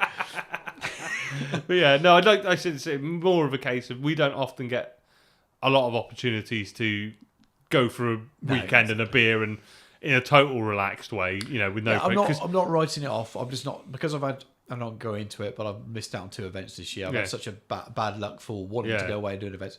I'm not going to plan to do any, and if there's one that comes up and it just works, that's what we'll try and maybe do. For me, my goal in terms of setting out my calendar is the most important thing is actually doing some. But again, I think you'd probably do like me and hit the. We'd probably between us pick an event that we like. I'd say let's go to a greetings event, because I know they're going to be really good. We'll go to an event. We'll go to a 30k Frontier event. I think 30k. The problem is a lot of the ones I want to go to always fall in months that I know that I'm never going. Like Blood and Glory. I'd love to go and do it. November, because my son's birthday's in November, and the way with the job my wife currently has, we'll always take a week off. Then, and it will be around, and that means that all other weekends are screwed that month. So it just basically writes off November. So there's lots of little silly things like that. For me, I every other weekend I have my little one. So as long as it's not that weekend and the wife hasn't booked it, I'm pretty free. Whereas my wife works 3 weekends out of 4 each month. And then to kind of book, for me to go gaming each month would mean that every weekend she had off, I was always. Which is not good for a happy home.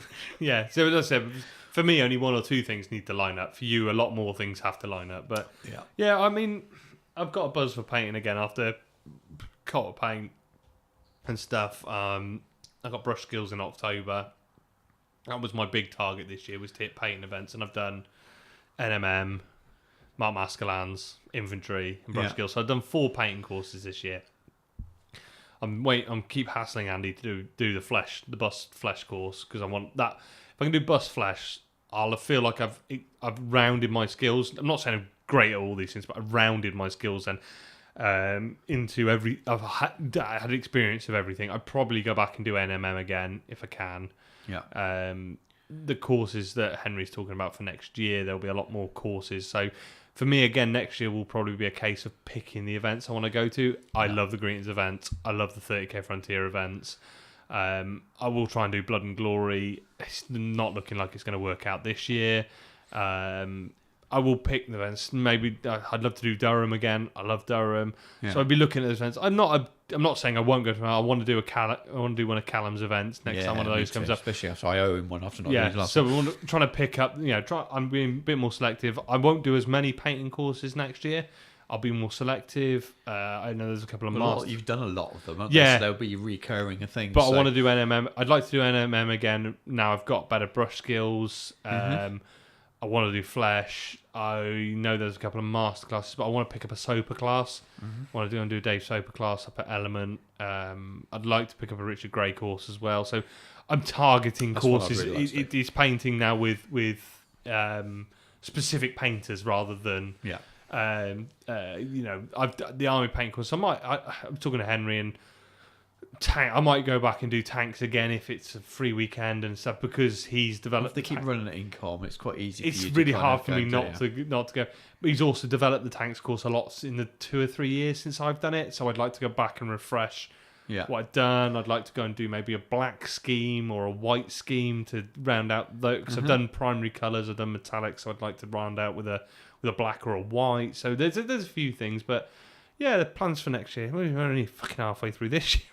Next year, but I've got plans through to the end of the year, because I've got 30k Frontier in August. I've got Legion of Peterborough in September. I might try and sneak one more event in by the end of the year. I've been looking at Blood and Glory. It just doesn't look like it's going to work out weekend wise for me at the moment. I might try and sneak something else in. There's talk of a Cult of Paint Christmas party or maybe a Geno Christmas party. So that might round my year out with that. So. Cool. Yeah. I said this last year, but this year lads are a little bit better behaved, so I might actually get in the car for Blood and Glory and just go for a wander around. So I did the same as last year when they encouraged people just to pop into. So you could pop in there and then go over to Boards and Swords and have a look around, and Derby's quite nice as well. Do something like that. It's a couple of hours, isn't too bad for in the car. It's hour and a half run. It's really not minions on the tablet. He's fine in the car. And it's really not a bad run up to Derby. And obviously the in-laws live up there and the wife's from there. So we do it quite regularly. It's really not a bad run, because especially if you do the M6 what the wife's working those days. But if there's a day where I've got a day when I'm practically free the whole day, yeah, she's at work a long day. I want something to do, so I might just take it. Yeah, tell him we're going to go and look at some Star Wars, and there'll be no Star Wars there. But it doesn't matter. Yeah, but he'll slowly. By that point, he'll creeped onto your miniatures. He was already looking at the stuff on the table when you were playing with Jack and stuff. So he'll be fine. He'll be fine. All right, then. Well, one more thing before we. I think I'll have a little break and come back with a list of messages. But I think I wanted to. Something we wanted. It was quite interesting. There was a lovely thread about. A Warhound Titan and whether it was broken at 3k on the Crusade and Heresy page on Facebook, and everyone's seen it. There won't be many people listening to this that aren't in that group and haven't seen it. And this is not about lambasting any of the opinions and that the people made. I actually thought, as much as there was some really bad bits in the discussion, it actually brought there were a lot of valid points. It brought some really interesting discussion, but I think. I just read it and thought that maybe as a community we're not being honest enough with ourselves that we're actually quite diverse in what we want from a game. And there's this kind of heresy as narrative. Yeah. And I suppose it is mantra. It is from me. Yeah. And this is weird because I feel like I'm standing up for people who want to play more competitive heresy, but I do wonder whether there's this kind of this mantra, this kind of heresy is narrative, and everyone wants to play narrative, and people are kind of a bit scared to kind of step out and say when they want to play something a little bit more competitive. And it's not the done thing to say. Whereas Heresy, I've said it loads of times before, is a really, really unique system.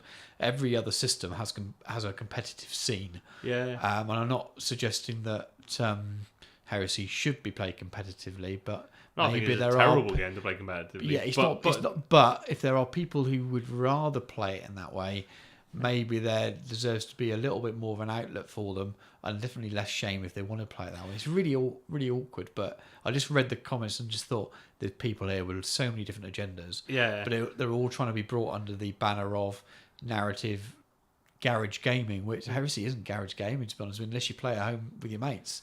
It's really interesting. We had a conversation around, the way you and Pete played up at Warhammer is exactly what you wanted from Heresy. Yeah. Just make it up as you go along, totally laid back stuff. And I enjoy games with like that. But it only works if you know the person you're Exactly, playing. yeah. I also really enjoy super tough games, super hard games. I played Will up at Blood and Glory, not Blood and Glory, Greetings, Will Henry, and he is a superb player. It's no way whack at all in the slightest. He is a very fair, very fun, excellent person to play. My God, he knows his rules. He knows what to do with his army. He knows how to get the best out of his army. He knows how to construct a decent army list. And his World Eaters are a good army. They're good, well-functioning army. But he's not bending the rules in any way. Yeah. They're themey. He's got Angron, a load of chain axe dudes. He's got people in Spartans. Yeah. He's got everything a World Eaters army would have. There's nothing in there that is any concession to World Eater. It's not World Eaters. He hasn't got 3 Phosphex quad mortars at the back. Yeah. He's got a World Eaters army, but he plays it incredibly well. He knows exactly what to do with it. He knows. I mean, how many times have I said the game is won and lost in movement? Moving your troops is so important. Being in the right place. It's all well and good having the best gun in the game, but if you can't fucking see anything to hit, you can't. It's about playing the objectives. What's the mission? If you want to win the game, how do I win the game? And all of this can be done in a good, fun way. I love playing Will. The game we played up at Greetings that came down to 1 point at the end of it was one of the best games I've ever played. It was so tight. It was so close. And we were both playing it out of our skins, super thinking about what we were doing. There was never any discussion about, in terms of arguments about rules. It was all completely fair. It was completely justified. We discussed things. We made concessions where the fluff and the narrative was made more sense than maybe how the rule worked to make a better game. We adapt, just like you and Pete did. We adapted the game to make it work. We had an incident where my Peltas couldn't. But they were sat on the roof of a bastion, and I wanted to shoot at a unit. He's like, "Dude, you can't actually see over the walls because your models are so small." Yeah. And I was like, "Shit." And he's like, "Well, it's just because they're a small. That building's not scaled for that size of. If it was a guardsman, he couldn't see him." He's like, "Well," so we sort of worked it out. And we're like, "Look." There's a reasonable barrier. I probably can't hit the guys right at the bottom of the bastion, but I can hit the guys at the back because it was a big squad. So it was like, okay, cool, I'll make those shots and save the wounds on those guys. Just the same as any other line of sight issue. We worked through it perfectly on. And then there was something that swung the other way, and I went, no. He was like, and it worked in my disadvantage. I was like, no, that's cool. We'll play it like that. I'm happy with that. That makes more sense, And it was but it was a super close, tight, tough game. And we were both playing to win. Yeah. We were playing to win the game. And I had another chat with somebody else, and he said to me, it's a game I want to win. I like to win games. I don't want to ruin the other person's enjoyment of the game, but I want to win. Yeah. And I think that's what people are not being honest about. We don't build armies to lose. Because actually, if you built a totally shit army that folded in turn 1, no matter how narrative it was, it wouldn't be an enjoyable game for me. Yeah. Because I'd have killed you in 1 turn and I'd have gone, I've got 2.5 hours to do what now? And again, that highlights some people, I wouldn't say people build lists to lose, but people definitely build lists so weak that's fine because that's what they want to do for whatever reason as well. If you want to do it, it's absolutely fine. But it goes both ways. Exactly. That's what I was saying. Again, it highlights the point that I think there are more different agendas in terms of the kind of game style that people want to play in Heresy than the sort of game I played with Will might as not a have been. community we pretend Yeah. as a group Yeah. that we want to play. It's more the fact that we work on the assumption that every single person wants to play your idea of how Heresy should be played. Yeah. It's not. Heresy, because there isn't. If you've got a competitive game, War Machine Horde, Sigmar is a great example because it's really hobby driven, really hobby focused. They play campaigns, they play tournaments, they play to win, and they do it in a great way. And that's a carryover from the fantasy days. Events were always fully painted. Yeah, all that kind of stuff. And top table players were always they would be talking about cheesy lists, but they eventually, essentially they were trying to win. Yeah, and that was fine. But and there'd always be the bottom honest table players who, after round 1 or round 2, would always end up meeting like-minded just wanted kind to play. of players. Yeah, have a laugh and have a giggle. But that doesn't work in Heresy because we don't do Swiss. So I'm not suggesting we do Swiss, but No. because we don't do Swiss, Marlowe then up at Greetings, as you started at Greetings, they random pair the first round. Yeah. You get your kill points through the game. You obviously score your wins for it. You get your kill points, and they Swiss pair you on kill points. So they just all they do is they list who's got what points on in order on the narrative and the traitors. Match you up if you've played. Jiggle around a bit, and there's no you have to play. It's just sort out playing somebody else. But what? So Collister took quite a weak army by his own admission to. He took these Nightlords. He just wanted to run shit. I took the mech, which was obviously pretty powerful, but we'd wanted a game. So we said, on the Sunday morning, we want a game. Yeah. So even though in the Swiss pairing system we were totally out, we played each other because it was still that relaxed atmosphere. But what it meant is I played 3 or 4 lists that had scored as well as mine. Yeah. And the people who hadn't scored as well were playing on the same. So people were hitting armies while we all were after the same thing. Yeah. None of us were there to cheese it and win. Yeah. We were playing armies that gave a fair fight against us. At Greetings, while I said I got some stick about how my army performed, but I didn't table anybody in 2 turns. Yeah. Every army played 5 or 6 turns with my Mechanicum. It was not a whitewash. Every game went nearly to time because I was playing armies out of it. So adding that Swiss element in worked. But worked really well. But again, it's another example of it wouldn't suit everyone. And there's this, we got this behemoth with Heresy in terms of what it is and the way we should we did a whole episode on what is narrative gaming. I don't feel we answered the question. No, we didn't. I really explain myself very well either. We left with more questions than we started. Absolutely. So, but the thing for me, it's actually been a thing for the community. It's not just the Crusade and Heresy post about a warlord, warhound and stuff. The thing that's pissing me off more with the community than anything else, and it genuinely is pissing me off and putting me off being involved in I actually the internet Facebook community, because this is not the community, it is the small section of the community that is prominent on Facebook. It's the shitty way people deal with each other. It's a fucking terrible way people deal with each other online. It's a fucking terrible conversation that's had online. There is so much talk about lists and units and models and who's whack and who's cheese and you can't do this. And it's the way people talk to each other. And we've had incidents in our own group where I've shut that shit down. I won't have it. I am not stopping people discussing things. As long as that discussion and disagreement is done in a respectful and adult way.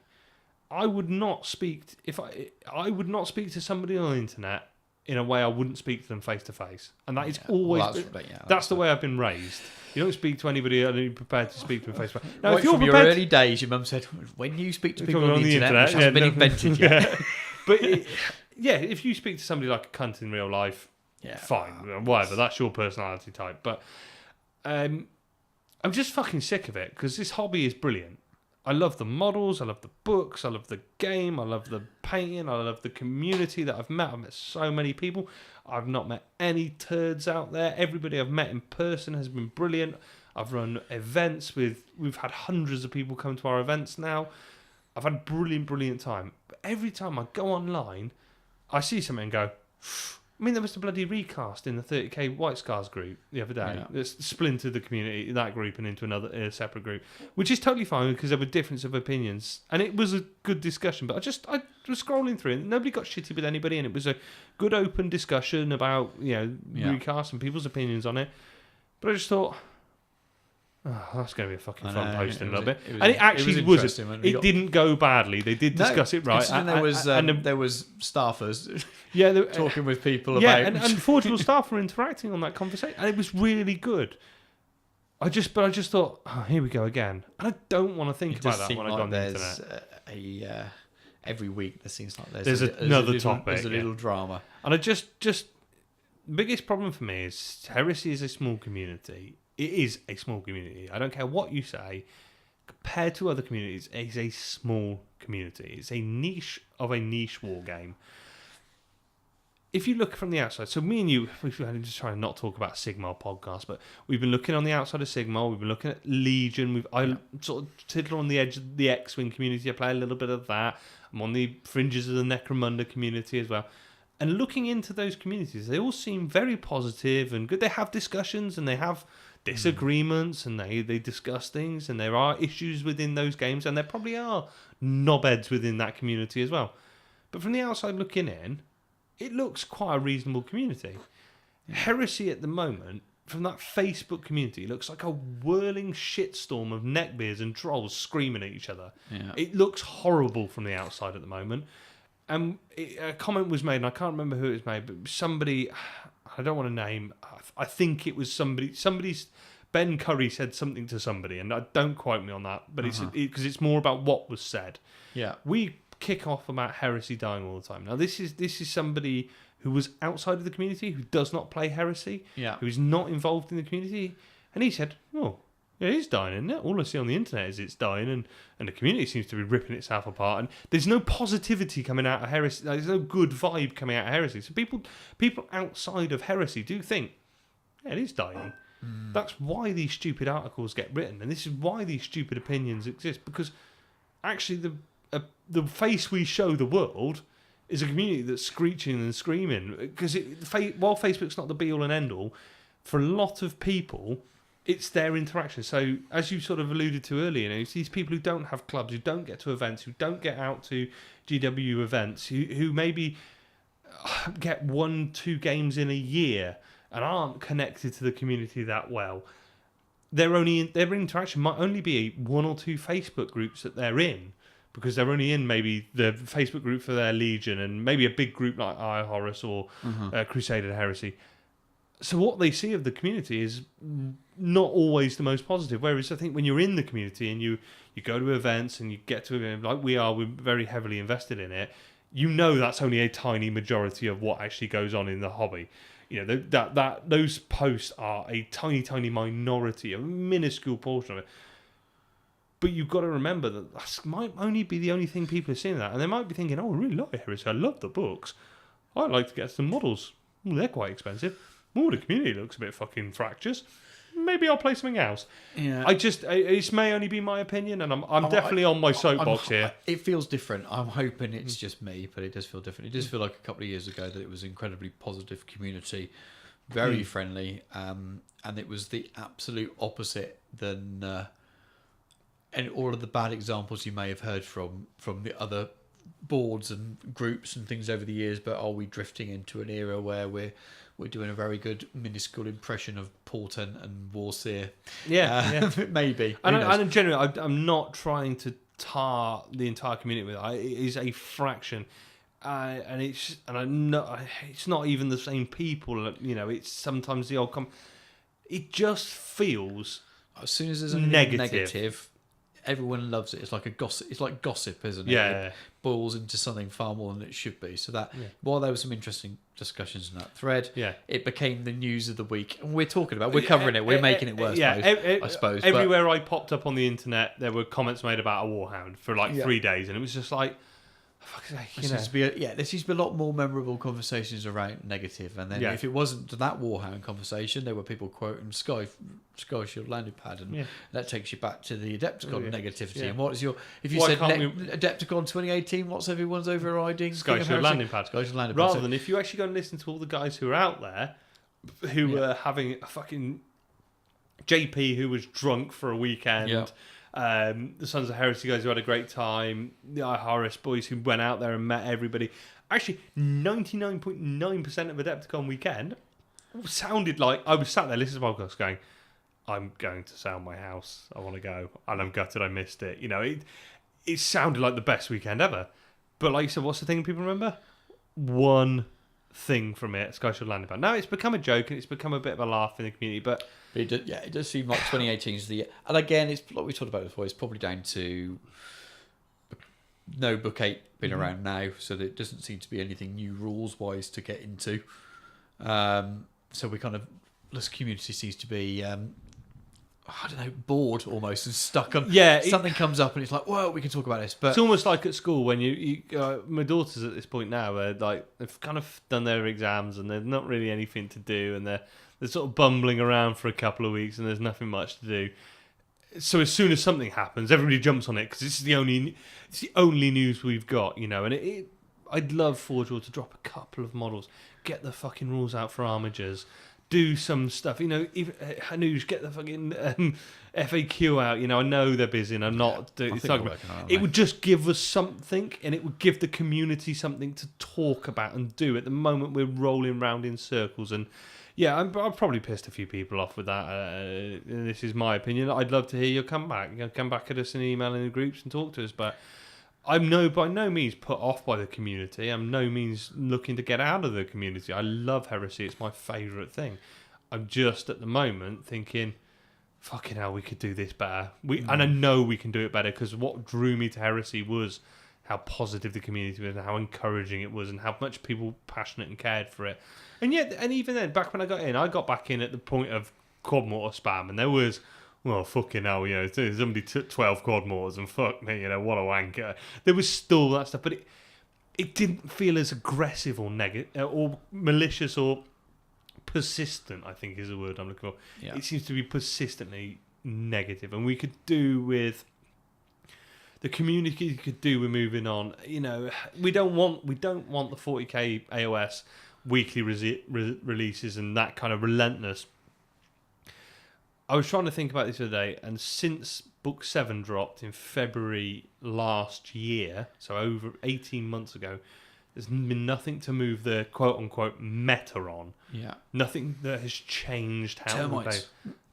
We've had unit. We've had unit. No, I know. And the termites probably had the biggest impact, and that's not a massive amount. We will see. People have got them painted. I don't think there's been a lot of events. As Brendan said, is anybody not running triple termites at Tarsis? So Tarsis is going to be the burrowing event. I've got triple termites, but I'm not running at Tarsis because I'm running. Yeah. Right. Anyway, let's roll out for a break. No, let's just fuck it. Let's do these. Fuck it, we're rolling on. Yeah, let's do these listener messages. Go on then, roll into the listener messages, and you can hit the first one. So, hey guys, I have a sober question and a drunk question for my favourite Pommy podcast. Okay, so sober, how do you paint black? Do you use an airbrush and build layers? What colours do you use? Do you just spray black and edge highlight like a GW method?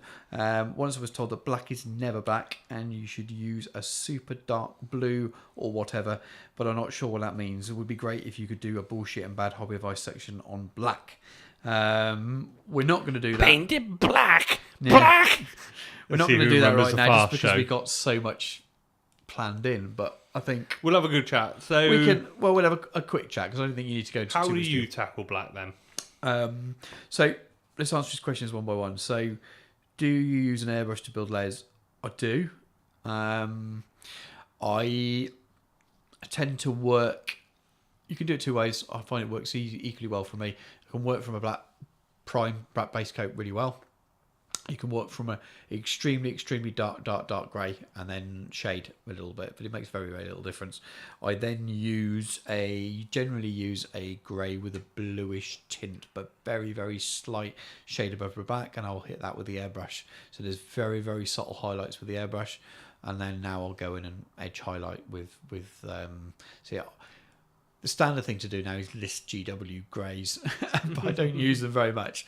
But I use the granite grey from Scale 75 a lot. Just edge highlight with grey in the topmost areas. I don't do whole panels. For me, I do where the light hits. And then I will find that they finish off quite nice. This is for like general inventory or tanks or something. I find they finish off quite nicely then with your chipping and your powders and stuff, because that adds texture and takes away from the flat black areas. You get this nice highlighted at the top areas, but you're not going crazy. And it sounds simple. I think it is. I think it's quite simple. I find black quite easily now. I've changed since I did Kurt's original Raven Guard. I've toned down the way I do it loads. Use far less highlights on it. So yeah, black with a very, very sort of subtle highlight with grey. If it goes too much, I'll glaze it back down with the original colour black, and then I'll hit the top highlights with a fine grey, and then maybe at the odd little part with a bit of white added in, so right in corners, right where the light would reflect right off. And then you can always add that extra texture, as I said, with washes. I've got those new Scale 75 ore washes. They got some nice dusty ones. They work really well around the tracks and things. Some chip in, and then some powders and stuff. You'll be surprised how it looks right, if that makes sense. It's fairly simple. The answer really depends. What you're trying to do. Are you painting for a Golden Demon display piece? You're probably going to spend a lot longer building your black cap. Of course, I just assumed army painting. But if you're army painting, so that's always the first way. So let's not do Golden Demon. Let's do army painting. Very. What was Mr. Steele's Zen talk on white and black? If you're doing white, you have very, very small shade.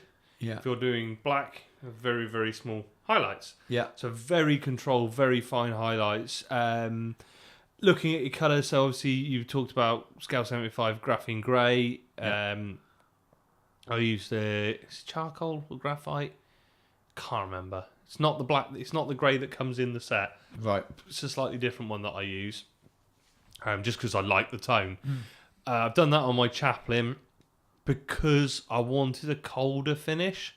Yeah. I wanted that colder look to his armour. Now, he's got quite a bent over pose, and I literally picked out the top of his outstretched arm, the top of a bent leg, the back of his jetpack, because those are going to be the most predominant bits where they hit. Very fine edge highlighting in on there. I actually went back in and refined the edge highlights, because as Henry said, around the face. Around the face. So you want to create the halo look. You want to draw the eye. So the halo around the face. So I've added some in under the collar and along the sides of the face. Maybe they're not the most extreme points of light, but the idea is to focus it in on the face. And then literally where I've put a highlight, I've then picked out the edges. I don't like, and it's not to say it's wrong, I don't like the heavy metal draw around everything edge highlighting. Yeah. The reason they do that is because it adds contrast and it makes a miniature look great, and it's there to sell miniatures. And when you look at someone like Darren Latham's edge highlight, you think, fuck, I could never do that. The skill involved in doing that as well. Oh, it's phenomenal, especially for an army. Rather heavy than metal. Heavy metal painting it's a different style. It's by no means worse. It's a incredible standard. It's a style designed to accentuate a model's features to make it sell. Make it look more appealing. I will just go and pick out the highest areas of highlight. Then I will go and pick it in with green. I used grey on that one because I wanted cold. You could use a different colour. I was going to say, if you wanted a colder and also shinier black, the blues and greys seem to work better. You can use more kind of whiter greys if you want a more. So Carl was doing his Death Company Primaris. He was using Inky by Darkness to highlight the bluey green. Yes, the bluey green. Pick that out. Yeah, you could actually Inky by Darkness. See it done very often, but you could actually do it with greens. You could highlight black with green, like Dark Angel green. You could go that kind of real dark and then still build them up to a white. So you do a similar job. So you colour. You don't have to necessarily stick to greys. I think grey is probably the easiest one, probably the most versatile, because it's a fairly neutral. It's not going to be too warm or too cold a highlight. It's going to be a fairly neutral highlight for it. You might look at your other colours and stuff then if you're trying to do a specific thing, especially if you're looking to complement other colours on the model. I'd pick out again. I've with the chaplain. I knocked in. I did the main highlight with an airbrush. It was a bit too much, so I glazed it back with a black. I just used really heavy, a really thin glaze of black, and just knock back those areas. To do it, black is one of those colours that is made out to be more difficult than maybe it actually is, but you need to know what you're doing with it. Once you figure black out, it's not that bad. Yeah, I found as soon as you got the control to do that very faint highlight with the airbrush, it already looks quite good. Yeah. That nice soft reflection. It has to still look black. If it looks grey, you've gone too far. Yeah, that's the big danger with it. Black is one of those, definitely less is more. Yeah. Do less highlighting than you think you need to. But you, as I said, don't be scared. If you get it wrong, you can glaze back. And then the edge, like you said, with the edge highlights, if you can edge highlight, using the edge of the brush rather than worrying about painting the individual panels out with the tip of it. If you're able to do it with the edge, you could stipple it. But if you're able to do it with the edge, the other thing is almost dry brush the edges with metal rather than just chipping, because that will give you that kind of worn edge of plates as well. It looks quite good. So there's lots of quick ways of making it look really cool as well. So the bolt pistol and stuff on the Chaplain, I didn't bother edge highlighting that. I just sponge chipped it. Yeah. That gave me my edge highlight and my weathering. So you don't just have to edge highlight. You could use your chipping and stuff as well, and do that. Second part of the question. It's going to take too long to do this, I'm afraid, Alex. A drunk question. Fuck, marry, kill the traitor Primarchs, and then again for the loyalist Primarchs. If anyone would like to, post let's have that in the group. that will be a fun thing. Let's open that to the community. That will end up being a 45-minute section, and as much as we'd like to do, we've talked far too much. So, but anyway, cheers for your message, Alex. Who we got next then? We've got Adam's message. So Adam says, "Hey guys, fairly new listener. Really enjoying the alternative army themes. Good. That's the whole point. I always had. The problem is that was in reflux. I was belching. I got so much trouble. I went to give the wife a hug and I farted really loud and it fucking stank before I left. So much trouble when I get home. Anyway, that's. You just ran out the door, did you? Yeah, you can tell I've been talking for a long time now. Right, I've always wanted to play the Vulcan Spaceballs. Fuck them, I'm really struggling now. In the Heresy, but love this. I've always wanted to play read the this question in Heresy, but love the setting, so built an Emperor's Children army while I waited for Russ and Kay to have rules and models. Inferno has been out for over a year now, but I just can't seem to get going with them. The rules seem somewhat ambiguous and hasn't helped, and I don't think the disappointment in Praetor or Varagir Terminator models has helped my apathy either, although the Grey Slayer kits are cool. I just wondered if you guys might have some suggestions for breaking me out of my funk and get my wolves on the table at last. Right. Do what you like with it. Rules are one thing, as long as you are not busting the rules totally and totally fucking it. There is no reason. There are some ambiguity with it. I think if you take the common sense approach to it, like Grey Slayers having to be compulsory, well, your troops choices in your Legion army list, they're awesome. Take them anyway. They're compulsory. Well, no, it's things like if you want to take a Rite of War, then opens up another one as a compulsory troop. So. I can't remember. Vanguard Assault, the Assault Marine one says Assault Marines have to be compulsory. Do you have to take Grey Slayers? No. Because in a normal army, in the Legion list, you would have to take... you could take any of the troops. Yeah. That rights of war override... specific things to change. To me, that seems so. Obvious, I don't think anybody would argue with that. I think you can work your way out of it. Go back to what it is you love about the Space Wolves. What is it you wanted to do? Take that on and do it. You don't have to use a right of war. This whole point of this alternative armies, and we'll cover Legion lists tonight as well. You can do what you like. Just go for it. The rules are a guideline, and you do need to stick within them. But again, it depends what you're doing. Do you only ever play with your mates in your garage? Then what the fuck are you worrying about? Come to an agreement with them and do what you want. Are you going to only play at events? You might need to then consider how it is. You might say, fuck them, I'm going to speak to every TO and I'm going to put my point across. And most EOs, if it's a reasonable point, most EOs will concede, happy with it. If you don't want to have to go through that every time you sit down to play an event, you might just say, "I have to follow the commonly accepted route here." But I don't think there's any. What I would suggest is drop us a message. This is a conversation that needs to go on. We need to ask you more. What do you want? What do you want from your army? What is it you like? We'll come up with a theme. We'll talk about ideas. Keith from Legion Allies is doing his siege company. Space Wolves, totally different idea. They're in the fluff. They talk about the heavy weapons teams and stuff in the One Great Company.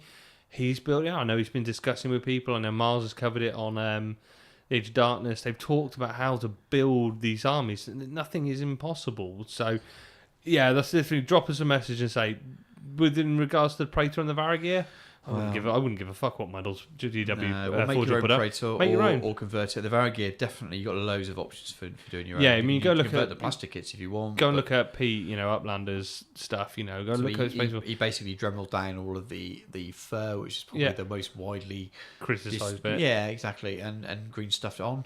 Yeah. If you've never green stuff anything, fur is probably the easiest stuff to have a go at, and there'll be lots of online tutorials. Shoot a message to Jack at Anvil's Account.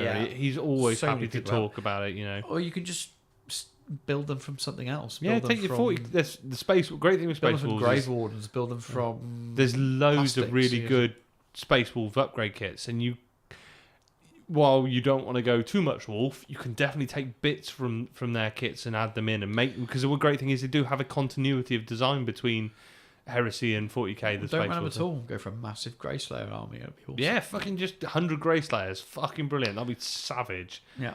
Just go for it. That's what I'm saying. Do what you feel like. Drop us a message and we'll chat. And then the last one on the list, and I need to pull the details up on this. Pad for a second, Stu. Pad. Fucking brilliant. Pad. Pad. I thought we were going to a break then. I had no idea you had something else. No, we got to talk about the finger painting exercise. Finger painting exercise. Okay. Callum, wouldn't you add it to the notes then? God, it is. Look at the notes. Look under Adam's name. What does it say?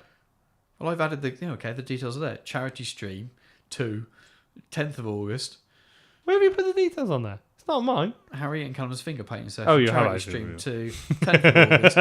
Well, I'll take it back. You had added it there, and I thought, well, you're going to panic in the middle of the show and try and look for the details. So I added the details. So it's almost like we've been recording this crap for nearly 2 years, and so you know in brackets, that I've put you know how bad I am. 2, 10th of August, starting at 6 p.m. for 24 hours. So pretty much Harry and Callum are going to build and paint an entire box of Calth each to build a 1,500 point army. They're going to do it in 24 hours solid. What I strongly suggest is don't go and watch it about 6 o'clock in the evening, then go back at about 6 o'clock in the morning, because it will be getting really fucking weird by then. Well, you'd have to get up at 6. I'm going to get up at 6 o'clock in the morning, and I'm going to sit there with a cup of tea, and I'm going to watch the two of them getting really fucking weird, because they are going to be so sleep deprived, and they're going to be getting really weird. I reckon 4 o'clock in the following afternoon is going to be the weirdest when they're about 2 hours off done. But so with your amazing skills history, what's the charity for? I have no idea. I don't think they even put that on there. They did. It's on there. I'm trying to find it. There's some fucking shit Imperial fists in our group in the way. Isn't it for students or something? Isn't it? I don't know. It's probably the fun. Callum's renting Worcester. He is a rent boy in Worcester. Here we are. Right. Charity Stream 2, fully painted, is for closers. Ooh, stole that. All donations go to the Canine Partners Project, for assistance dogs for those in need. That is a very worthy cause. So definitely get on there. When is it? What night did we say it is? 10th of August. It's a Friday, isn't it, by the looks of it? Oh, fuck, I'm on holiday. Yeah, that's the problem. I was going to jump on and yell at them, but I'm in Greece, so I won't be there. But that's probably a better reason to go, and it's going to be on the Tabletop Banter YouTube channel. So definitely go and support those guys. They are definitely hop on at some point. They are two of the nicest guys in Heresy, and go and support them. And it's a very worthy cause. So go and jump on there with that live stream. So now I'm done. Yeah, we are. Should we go to a break? No, let's keep going. It's getting weird. No, let's go for a fucking break. People are sick of listening to this. So we'll go for a break and we'll come back in a minute. Geno52 is sponsored by Incom Gaming, the new centre for tabletop wargaming in Gloucestershire. Visit incomgaming.co.uk for great savings on pre-orders and all your hobby needs. We stock many gaming systems and hobby accessories and can ship to anywhere in the UK. Incom Gaming is the only UK stockists of the market-leading gaming mats from gamemats.eu. Visit the store and check out how to turn your tabletop into a battlefield. Incom Gaming is based in the centre of Cheltenham and offers tables and scenery for casual and organised play with a fully licensed bar. Check out our events page for upcoming events where everyone is welcome. Save an additional 10% on Games Workshop Heresy products by using the code Geno52 at the checkout. Visit incomgaming.co.uk and help fight the betrayal. Incom Gaming. Come game, shop, drink. To shop elsewhere is heresy. Welcome back, ladies and gentlemen. This is part 3 of Alternative Armies. This time, building a legion with a theme. So, there's some quite obvious ways to start with this one in there. We've got a great theming mechanic in the Horus Heresy. Well, 2 of them really, which are the Legion Astartes rules and Rites of War, which are fantastic. Now, we're going to talk about Rites of Wars and stuff, but we're also going to talk about doing things around, because sometimes Rites of War can be restrictive. What's that, 18 Rites of War now, generic ones? God, I've never counted them. There's probably there's at least well, there's two for each legion, so that's 18, that's 36. Yeah, plus maybe 10 generic ones. So 40, let's say 40 Rites of War out there. Depending on your legion, you've got access to probably got access to 12, 15 Rites of Wars. Yeah. That you can theme your army around. So they're a really good place to start. So, how do we want to roll into this? And we probably should have talked about this before we started recording. Well, no, it's like, well, it feels like I wrote these notes over a month ago. So, you probably did. So, I definitely didn't write my contribution to this section on the toilet at work today. Well, you didn't do any work today, Tom. I did fucking loads of work. I just happened to be messaging all day as well. Tom messaged me today about 3:20 and said, my boss just said, looked at my timesheet and said, go home. And I thought, we've been talking all day on Messenger. That's because I spent 11 and a half hours trying to set fire to chickens. Oh, dear. So, I think when I originally put these notes down, it was trying to get across the idea that Rite of Wars give you a theme. But they're not the be-all and so end-all. I think I've put in question here, aren't all Horus Heresy armies themed anyway? Then, well, they're Heresy armies. This is more about kind of... Heresy is a theme. This is segment for me anyway, from my point of view, isn't about saying that any of those themes are wrong. So play your games that way. I'm not trying to say that that's wrong. What I'm trying to say is that you can actually go a step further if you wanted to and really try and do something a little bit different. That might mean taking a Rite of War and a theme from a novel to the max. It might mean coming up with something completely new yourself. Oh, you're just reading the comment I put about to Richard Harris. Yeah. Yeah. Well, you are a wanker. I am a wanker. Yeah. I had a cracking one before I came out. And then fired on your wife on the way out. Yeah, brilliant. I'm fucking classy, man, aren't I? Yeah, anyway, where do you start then? Where can we start when we're building a theme? Well, that's the thing. There's no set place to start, is there? Yeah, I think, and that's really important. And we'll cover that when I get to the example list I wrote, where I've drawn inspiration from, but from books. Yeah, the Black Libraries.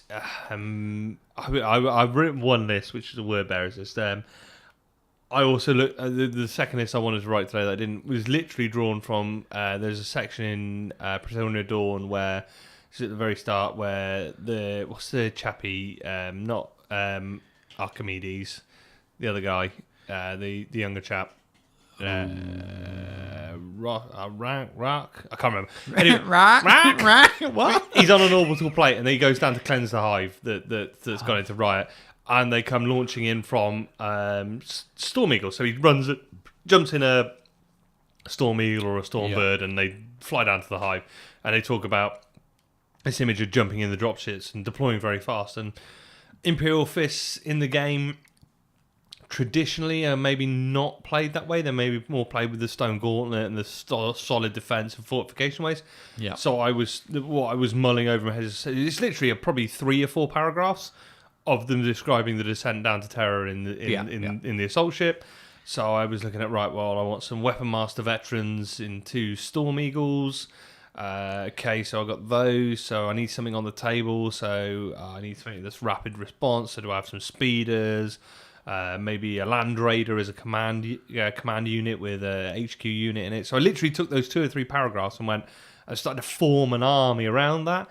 Yeah. And then I'd start to, I'd develop that then into theme and paint and modelling. I could start to develop from there. But, I mean, you could literally take a couple of paragraphs and go from there. Your fists were drawn from a colour plate, weren't they? Yeah, that and a couple of other things. I think something... So... my themed army, the last one I built from, it wasn't necessarily built from a collection of models, because you can have a lot, like you've got a collection of Ultramarine models, 8,000 points, 8,000 dickheads, and you could build multiple themes from them. Yeah, but you could start from scratch and say, I'm just going to focus on a theme, and that can. Well, I did when I started them. The first 3,000 points was a rapid reaction. Yeah. 500 Worlds War Shadow Crusade Force, which was all fast moving armor. As that developed, I bought a Typhon and some Land Raiders to then maybe bring a more slower moving heavy armor one. I've got I can run it all mechanized. I can run it all. So it became infantry. a collection from that. But Yeah. a lot of people, I think, have a collection and go the other way, just buy units they want. Again, nothing wrong with that. I don't want anyone to think that these episodes are about saying that you're playing your heresy wrong. It's just another way of thinking about it. But so you talked about from fiction. You can pick something from the black books. There might be a paragraph about a sort of campaign that you think, I really want to reenact that force. Yeah. What's the right award that will do it most, or what did it say about their characters, their heraldry, their It might even be only a line like Keith's Space Wolf Army, which is drawn from just a description of the great companies, and I think it just says, I think it's the 9th company. It says they're the heavy weapons and support weapon platforms. Yep. He's literally gone with that and built an army off it. It could be a much bigger theme. It could be a one of the companies that's detailed in much more detail. In maybe a.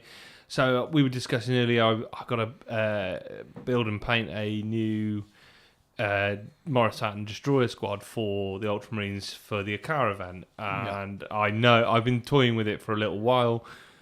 Because one of the things that stuck in my head from Runestorm was the Nemesis company. They appear in the Primarch book as well. They're a really interesting company. They're the Ultramarines Destroyer company. They have a black paint scheme with blue accent. There's some very interesting characters. They've got some interesting models. There's destroyers, but they're not all destroyers. They're not all armed with destroyer squads. I wrote a 2,500 point destroyer list, which had 20 destroyers, a couple of Moritats, Praetor. It's got a Dorado Dreadnought with plasma cannons, because the one in the book has got plasma cannons. It's got Phosphex missiles in the Helios missile launcher, which I fucking wish we could have. But I was like, well, Helios missile launcher with the plasma cannons, I can't have the Phosphex, but I can get as close with that.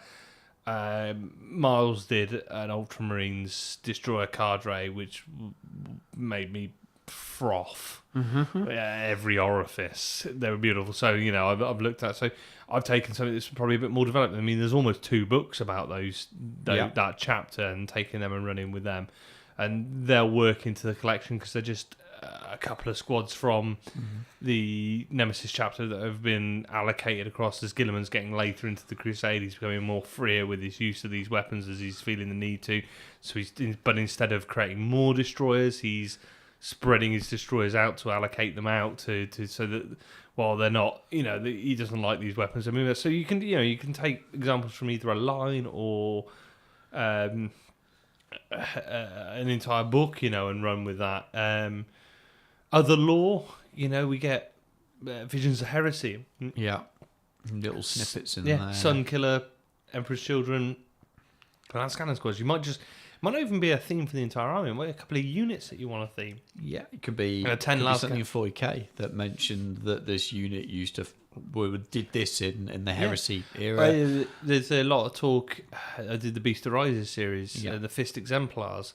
They are generated from a captain in the Imperial Fist Legion that was very quick to adopt the changes to the Codex Astartes, even when Dawn was resistant to them. So you might build his company at the Siege of Terror, and maybe build it around more. Take veteran squads and mix in a heavy and a special weapon to make maybe the more Codex compliant unit, or or go the other way and go exactly to the Principala Bellicosa, the the standard Legion operation force, because he's very tight to the rules. So you could take, like you said, you could draw back from 40k as well. Yep. What else have we got here? So you could also go for a style, and we've just touched on this. So you might think, rather than fluff, I really want an assault-based army. I want a mechanized-based army, and then you might dig from that and then look, see if there's fluff that matches it, or make your own up. So you might then look at, if I want to go everything mechanized, is there a war that helps me do that? Well, there are definitely. In terms of the narrative behind it. Yeah, the Right of Wars can definitely help you achieve those kind of styles. You don't even have to use a Right of War. Just take the bloody units that you matches want. what you need to yeah, use. just take what you want. I discovered that when I was building mine, because there were certain restrictions around. I won't go into too much because I'll talk about it as an example of my theme. Yeah. But restrictions with using termites and Right of Wars with fists cause some headaches. And, and if I want we to take jiggled allies, that list around quite a few times between us, didn't we? Exactly, and it means if I'm using allies, I'm probably not going to be running a Right of War with that at the moment. But well, interestingly for Tarsis, where we've with the way we built the event pack for Tarsis, where you've got to take a 1500 point ZM list, and then that entire list has to be in your 3000 point army. There are a lot of armies with no rights of war and things, because to get the right of war maybe for your Zomortalis list means that you can't do a right of war in the outside because it doesn't fit, or vice versa. You might say, well, to do my 3,000 point army, I can't run a right. So people are compromising and changing what they're doing. So they're quite happy. And lists without right of wars have been quite interesting, because people have maybe been a bit freer in their choices. They don't have restrictions in place. They might be able to, take a bit more of what they want. You've still got the other thing, Force Orgs. Onslaught Force Org. Leviathan Force Org is, maybe not always the best place to go. You've got the Onslaught Force Org. You get that extra heavy slot on the 2 Right of Wars. You don't need a Right of War. You just take the alternative Force Org charts, Especially in ZM, there's three Force Org charts, and that's caused some interesting headaches for Tarsis, where, I think the attacker Force Org is 1 HQ, 1 Elite. Yeah. And that then has had implications into list building as well. I've had that recently for... chatting to someone about some list advice for Solar ZM Force. Yeah. So the example I like to give and the advice I like to give will only work for attacker but not for defender because of the amount of elite slots you're allowed and so that it definitely causes headaches. Yeah. Definitely causes headaches. Yeah. So you can but those headaches can also turn around into, well, if I've got to take that unit and I've got to take that unit, what can I do with this then? And I can build off that. So sometimes like my Lokataris list. I want the Lokataris Storm list. What's going to make sense around that? I want those units, so I need to build the army around that. So I've developed off that unit. I might just take a unit and build off it. And it's kind of built into a list from that. So I've put a heading on it, things to consider before we go into sort of some example lists. Yeah. And I think this is quite important actually, that you can have the most brilliant ideas in the world, but you've got to come back to reality at some point. Yeah. And the two main headings I put is cost and playability. So cost is, if you've got loads of inventory and stuff, it might be calf boxes. If you're going to do an armoured breakthrough, can you afford the amount of resin tanks you can have? Are the logistics around what you want to do feasible? Can you afford an all assault army with you're going to do are you going to spend £74 on every 10 assault marines like some dickhead? Yeah, and then put all Forge World upgrades is on it them? all Mark II army? Do you physically have to go and pay thousands of pounds buying them on eBay now? Because that wasn't a dig, but it's just the reality thing is that I see a lot. Lots of armies that go up online. I'm going to do this and this, and you think, never going to see that again because that is going to cost you thousands. If you're in a position like me, say, where I've got 8,000 points, I can do these more theme lists because they cost me less. Because I've got 30 dudes with bolters. I've got enough models in my collection that I can fill out most of an army with what I've got. And it's adding units. So again, fucking vets everywhere. What you might have to balance is where do your, what point are you at? If you're starting fresh, do you want to commit to this completely themey army? Cool, yeah, and it's probably going to take you longer as well because there might be lots of conversions, custom bits to do. If you're somebody who's like, I want to get out and play next week, maybe do a simpler force and then build off it. If you're somebody who's like, look, I get 3 games a year in, I want to play with the exact army I want. If it takes me 9 months to build and paint this army and spread the cost out, cool, great. Yeah. So balancing those off. And then you put playability, which I think is a key factor. Yeah, so there are a couple of factors here. So first will be your theme may well legitimately give you something that's really quite powerful. I love custos. I want to do a webway army. Yeah. It's going to be a strong army. I want to do a full knight household. I want to do a all those Mechanicum with a Porphyron.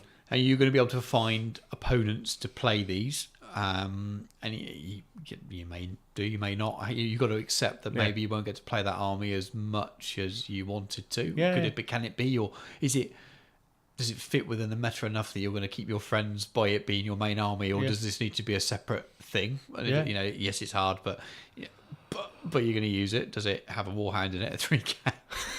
Fucking wanker. Sorry, joke. But on the same hand, is it going to last a few turns? well, yeah, my army's fairly underpowered in certain areas, and I'm going to have some questions as I play it more. We'll come on to that in a moment. But yeah, is it too? If you're only playing with your under meta? mate and you only get a couple of games in a month, do you want that army to fold in a turn every time, no matter how theme it is, and your mate's travelled a couple of hours down to see you and the game's over in 10 minutes? Or is it so weak that you'll lose every game in events and you'll start being You'll be despondent with it because things to consider. I wouldn't say put you off doing them because the theme for me, the narrative and the modelling and stuff with me for me will be the most important thing. So but when I get bear those things in mind. So when I get to the example list I wrote today, it's a thematic list and it's wrong for it.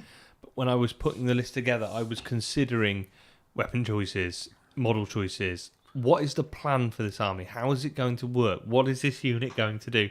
What does it need to do? And what kit can I give it to help it? So I did consider the playability of the army. It wasn't the only thing. I knew what models I wanted. And I at no point went, oh, that's a rubbish model, so I'll drop that and I'll put something else in. I was sitting there thinking, I need to do this with this army. Okay, I can take this unit that I want to take, and if I give it this and this kit and kit it out this way, it will be good. It will be designed to do this. It might not be the best unit in the game to do this, but it might help get there. So, we've talked about and around the bush a bit. Tell us about your fist armies then, because it's a very good example of a thematic army. It developed a lot over time. So I had a bit of an idea fluff-wise, and then I saw something visual that kind of really sparked the army. So the first thing will be the colour palette in book 3 of the Crusade Grey fists with the yellow. I've always liked it, and I thought that would be really cool. Can I make it look good? And then on Instagram, there's a guy called Nefarious Squirrel. Let's see if I love Instagram names. It's awesome, isn't it? Let me go to his profile and see if his real name. My favourite still is Nevermind the Pollux. Yep. I've searched on him after the messages that I've sent to him, and his name doesn't want to come up there. Robert Haynes. He's put his name on there, so he's allowed to be set out on the internet. So this guy has done loads and loads and loads of grey and yellow fists. Really, really cool stuff. So anyone thinks that the stuff they've seen from me is really unique, go and look at his stuff and you realise... You basically rip somebody else off. So I had a bit of a chat with him. Well, not a very short chat with him really, but I had I sent him a message and said, what was your inspiration for doing your grey fist? Was it book 3? Was it that colour plate? And he sort of said yes it was, but also there was the original cover of the first Land Raider, the original Road Trader Land Trader, and I'm pretty sure there was a grey Land Raider on that box. I don't believe it was even fists. I think it was a different chapter, but it was in grey. So he's taken that sort of inspiration, and he's done rhinos in the fists in camouflage, which you may remember from Rogue Trader. If you've seen the Rogue Trader rhinos, original ones, in the Rogue Trader book, there's a camo option, but with the yellow doors. So he's done those as well. So he's done a lot of inspiration of sort of doing those kind of things. So I thought it looked awesome. I love that colour plate, and I thought I really, really want to do it. So that was the first bit, and I thought, well, I want a unique army style as well. I don't want to just do fists in grey. And at the time, 8th Ed 40k had just released, and I was dabbling. I was thinking about, well, do I want to play some 8th Ed 40k? I didn't end up doing it, but I remember looking through the Bad War books, thinking I was going to do Primaris Marines, but I wanted to go down the kind of the faux historical route and still have that sort of touching on the Forge World books, and the Executions chapter, which came from the Fists. And these guys wear it's almost like a dull silver metal, but almost silvery grey, with touches of yellow and red. And they have the axes on there, which you will see on all of my tanks. And they, in the Heresy era, they basically meant that you fought void warfare, but that those symbols eventually become the chapter symbols for the Executioners. And the chapter master for the Executioners was a guy that we've seen in Praetorian Dawn. Yeah. And my name, and I've gone blank now. Was, good. We're fucking on it tonight. We may have to edit this in. It's going to be a quick... And the name is... Fafnir Ran. Don't know why that disappeared. Might have been the Mount of Red one I drank tonight. But Fafnir Ran, who pops up a couple of times in... I think he's in Praetorian Dawn. He might be in one of the other... I think he's in Templar as well for about 2 lines. Yeah, I think he is. Yeah. And he was the leader of the assault cadre. I think he fought with twin axes. Yep. And I just thought twin axes. You got the twin axes on the void warfare. The Zone Mortalis guys can use this symbol, and then bring in that grey. I want to get it all together. And I thought, well, I'll do Fafnir Ran. No, I don't want to do Fafnir Ran because they're going to bloody well bring him out in another book in the future. He'll have rules and he'll have a history that doesn't match. So I thought, I know what I'll do. I'll have an idea that my at the time was going to be my Praetor. It's changed now. It's now a Herald, but the Praetor served with Fafnir Ran, and picked up his style of warfare, which is this hard-hitting attack. Loads of shields, loads of power axes. So I thought, right, I've got shields, power axes. I've got vicious fighting, more than you'd see with Fists. The Executioners grey. The Executioners have got like skin on their like bits of skin on their stuff. It's almost kind of edging towards World Eater Night Lords kind of stuff. Yeah, a bit on the edge of. They've gone a bit off in 40k. They've gone a bit off the wall a little bit. A little bit crazy. A bit, yeah. But I thought, but in 30k they wouldn't be. So I like the idea that this is a company, a company or two of guys that may have served with Fafnir Ran, fought with power axes, very assault heavy. Used to fight void warfare. But I love tanks. I thought, well, how can I do it? Well, the idea is that they've taken their void training, so ship to ship attack. But they've been sent down to deal with small compliances, dealing with small fortifications and sieges. Well, it's the idea that they still need to deal with tank everything. Forces with termites attacking small fortifications. Basically, they've been sent off their own. Mopping up. Go and fucking kill this fortress. Small moons where there's not, it's a small compliance, so small that you only need a company to go and deal with it. Go and knock out this last installation and things. So the Great Crusades ended. Everyone else is going back to Terra. These guys are going, sorry, you got to stay out for a couple of years. Go and mop up on the way back. These bits and stuff. You're going to be mainly doing. You could do void basically warfare. They're not good at standing around behind walls. Well, they can do it, but they've been kitted up to. Yes, you can do void attacks if you need to, but we've also fitted you up for land assault and assaulting small fortifications with your termites and your tanks and stuff. Bang! I thought brilliant. It's ticked all the boxes I wanted, and it's quite a different theme to your standard Fists. And the army's been built around that. So I've got a Herald, because I always love the idea of standards, right back to Warhammer Fantasy Battle days. BSBs. To be fair, I wish that rules were he was just a BSB and I had someone else with him. But it doesn't quite work that way, as we talked about earlier. So I got the Herald there. Well, you sort of do, because he's a support officer. You have to have somebody. He does it, but he's also the leader. He's the general as well. Yeah, it's a bit weird. In fantasy. So I've got 2 Centurion level characters. That takes me back a few years, but 2 Centurion level characters that are fairly weak, really. So the Forge Lord's good as a buff because he's got his rag grenades. But he's not got any good. I'm not taking the choices that you would do with the Praetor. So you're not going to see a digital lasers. You're not seeing. He's not kitted out with 6 attacks and and Paragon Blades. There's no Paragon Blades, and there's not even Johnable Sabres on them, even though they're power axes. They're power axes. So I'm really taking a hit on what they can take. So a lot of their kind of peers, their characters they will come up to fight against, they're going to struggle a little bit. Yeah. There's no Death Star there. They're going to struggle. So I'm going to have to play the game very differently. But there's got a lot of character in them. And we talked about using the your advantage of your movement and stuff with your termites and things. And you don't if there's a Primarch or a Praetor or Death Star, don't charge it head on. Right now, move around it. I'm better off my mini Death Star at the moment, which is 5 Terminators with storm shields and power axes, are better off just going up against a different unit and or ignoring bogging something down. Yeah, for maybe Eternal too. They're in a Spartan, but it's not a Death Star because it's a Herald with giving those guys +1 weapon skill is really going to make them. Yeah. But the other thing is, it's +1 weapon skill capped at a maximum of 5. Which is a pain. So, like for me, I'd love to run a Herald with a suzerain. Yeah, but there's literally no point. Yeah, well, there's no point in me running my Herald with my weapon master. Yeah, because they're already weapon skill 5. They're already weapon skill 5. So, but the Forge Lord works really nice with them because the rad greys with them brings it down. So, I've got a couple of units of breaches are in the other 2 termites. Again, breaches are good. They're resilient. The fists giving them weapon skill 5, ballistic skill 5 is great. So they can step out, fire the shit out of something. And those few extra dice, there's few extra saves you're making people make. A couple of extra wounds, a couple of extra fail saves. Just can help a little, as long as that wanker hasn't got Artificer armor and an apothecary. I don't know what wanker does that. No, not in especially not in his breach units. At least you wouldn't take him in every unit. But that's the core of those really, and the termites, they take up a lot more points than your rhinos would. Yeah. But that's the core. But you get the deployment bonus. That's the way. And they're good. They're good fun. Yeah. They bounce off terrain, so you got no mishaps to worry about. And they're like reverse drop pods. Yeah, the accessibility and more. What makes them so potent though is because the restrictions on how drop pods are available. Whereas 40k you buy a drop pod. Yeah. In Heresy you can only get drop pods if you're allocated them. Yeah. Whereas termites being they're fast attack, you can buy them. You can have 3 and throw anything within reason within the restrictions in. So they're great because they give you the drop pod.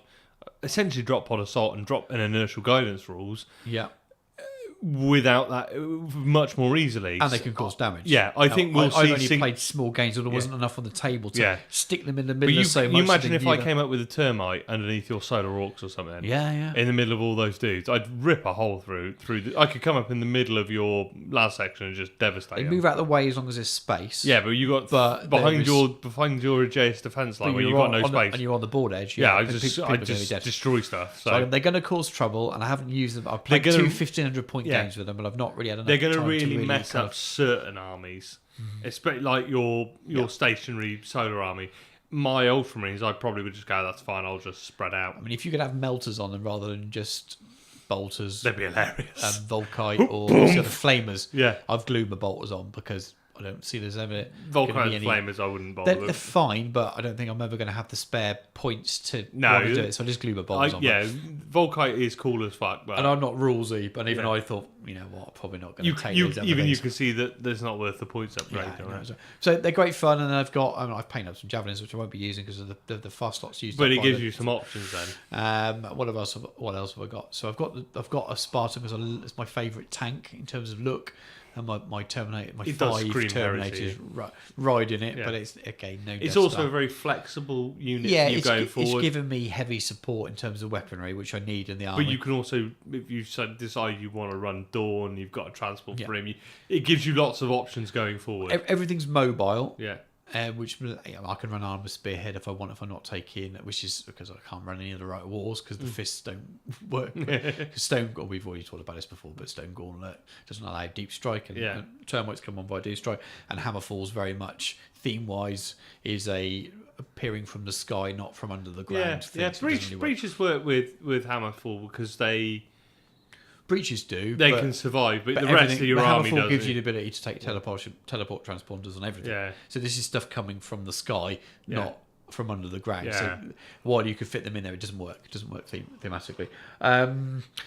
I've got a... what else have I got? I forgot what I've put in the bloody list now. There's a Derrideo in there for a bit of background. Bit of anti-air and also long-range support. It's got, to see... But it's mini siege army. Yeah, one of the discussions we had is you wanted fast moving, but you were lacking long range firepower, and the Dorado is a nice compromise of it can move. It's not a stationary like a Medusa platform. Yeah. And it gives you some long range firepower. I've always loved the model as well, and an Arcus thematically would probably fit better, and it will be on my future kind of list, whether at future purchase list. The Arcus I've just bought, and my Derridera is my go-to in my list. One of my core units. I think with the Arcus, it's going to become that's going to be a jostled position between the two of them. I put a Scorpus in. That was one of the later changes I did. Yeah, again, long range anti-infantry. Just needed a little bit more firepower. You need to give your termites and your unit and your Spartan a bit, because there's not a lot of them. There's only really the three units. And what have I forgotten? Or is that it? That's about it. I've forgotten, but that's pretty much it. Yeah. So it's the main theme though is about those termites and the guys with the axes. The other stuff is interchangeable. There's a lot of painting and modelling and stuff, and the idea behind the list is where the theme is. There are some core units that make the theme, and there are a lot of stuff that could revolve around. Because I know I did some versions of your list where I shuffle things around, like getting some apothecaries in and stuff. Absolutely. To tune it to the way I like to play. Artificer armor in the 2-5 list I've got sitting there. There's no artificer armor. There's no apothecaries, and I probably should be trimming stuff down, and taking those things that would be. If I was going to an event like Greetings or something, I would lose a lot more games than I would if I didn't drop something out and then. I tuned that list to how I play. Yeah, which is very different to the way you play. Yeah, and the way you approach the game. Because I think we both were. I think we do have a different approaches to the game. I think it's more the way we down to you doing more events. It's more the way we execute the game. I think we both approach the game wanting the same thing. I execute things differently. How I put my list together, how I execute my list build, how I execute my battle strategy. And again, that does come down from playing a lot and having access to a large collection. I have the ability to drop a unit and put another unit in just because I've got. Yeah, that list is what it is. I can drop a termite and then put some javelins in. That's what. But you haven't got. Whereas I could bring. We could play 2,000-3,000 points games, and I could play I could put those 2,000-3,000 point armies on completely separately in different. I can do double force or full kitting out now. So I had a crack at an alternative Legion list then. You did. So I took a slightly different approach. I went back to things. I gotta admit, I was sat on the shitter at work thinking, shit, I need to write a list. I've told you I'd write a list. Where do I start? So I went back to the things I like in Heresy. What are the things that stand out? And one of the things that's always stood out to me has been the World Eaters, Word Bearers robot that is inducted into the Legion in First Heretic. I've just loved that idea of a robot that's treated as part of the Legion. I don't know. It's just something that appealed, about it. How I love the robot and the way the Word Bearers treat it like it's a member of the Legion, the chapter, the squad. So I was like, okay, cool. So I want robots. So let's look at Riot Wars. So Brethren of Iron came up. Right, cool.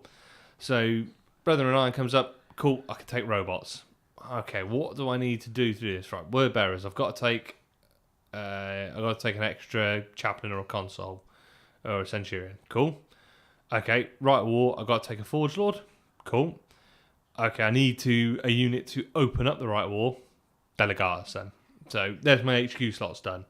I'll take a Forge Lord, a Delegatus, and a Centurion because I have to take those. The rules restrict me into that. Yeah. So got those. So okay. So the Riot War unlocks Castellax as non-compulsory troops. Non-compulsory. Right. I need to take 2 sets of compulsory troops then. 2 10-man attack squads. Cool. Okay. Right. What am I going to do with these guys then? Okay. Well, I've got essentially 2 HQs. I've got a Centurion and I've got a Delegatus. They're both on the same rank. One's just got the Riot War. Okay, cool. So I've got 2 warbands there then. So I'd model them up as 2 very distinct warbands because this is late heresy. Okay, so I need warbands. So I need late heresy because this is when the Word Bearers Legion is starting to break down into warbands. Okay, cool. We'll go late heresy. I got late heresy robots. That sounds like good fun for demon robots and things for modelling. Okay, cool. So the theme's starting to develop and build on from there. So right, 2 warbands, Delegatus and the Centurion in 1 each. Cool. bits of kits on them and stuff. I'm not going to go through all the kit on there. I basically threw kit on there to make it 2.5. Chainsaws on the tac quads to make them a bit more combat-y, and they can be a bit more crazy word bearers. So we've got Forge Lord then. So right, got the Forge Lord left over. Okay, so I want robots, so I need Cortex controllers to make them work. Okay, so right, War and Lux Cortex controllers for Tech Marines. Cool. So 3 Tech Marines gets me 3 sets of robots. Forge Lord's got a Cortex controller, so I've got 4 sets of robots. Cool. Right, a war restriction. Got to have more Legion Astartes than I've got robots. Yeah. So I'm up to 5 with the 3 HQs and the 2. So I'm cool. Well, I'll split the Tech Marines up into 3 separate Tech Marines instead of 1 Covenant of 3. Cool. So I'm well in there. I've got around a restriction. Cool. So I've got 4 Cortex controllers. So bang, right, 4 Castellax units then. So I was like, do I take Vorax? Because I can take Vorax with them. I was like, no, I want big stompy robots, because the robot in First Heretic is not a Castellax. It's one of the old... Is it Castellan? One of the old Road Trader era robots. Yeah, it's like a Castellan robot or something. So I was like, cool, I'll take Castellax because it fits more that kind of theme. It's supposed to be a big hulking brute. Cool. So I've got some Castellax there. 3 squads of 3. What can I do with them? Well, I'll have 2 squads of 3 Darkfires with enhanced targeting arrays. Cool. So I've got some long-range anti-armor there, because, you know, if I roll up against somebody with tanks, this army at the moment is fucked because it's got nothing to deal with armor. So we'll take 6 Darkfire Lance Castellax in 2 squads of 3. Cool. So Tech Marines then, well, they're going to be sat back. So let's stick an Augury Scanner on one. Stick Augury Scanners on 2 of them. Cyber Familiars and Cortex Controllers. So they've got, if somebody deep strikes, I've got Augury Scanners to fire with the robots. I've got Legion Astartes, so I can bring those in. So cool. So they're my shooting units to sit back with the thing. Okay, I don't want to make it a shooting army. I need some combat stuff. So 2 of the Castellax units are going to have... Well, one of the Castellax units has just got Mauler bolt cannons and power blades.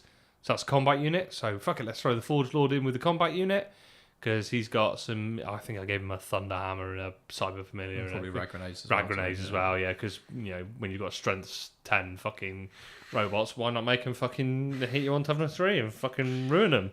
You know, so that's my combat unit. That's my little combat unit. Bear in mind it's slow as fuck. They're going to be slogging across the board.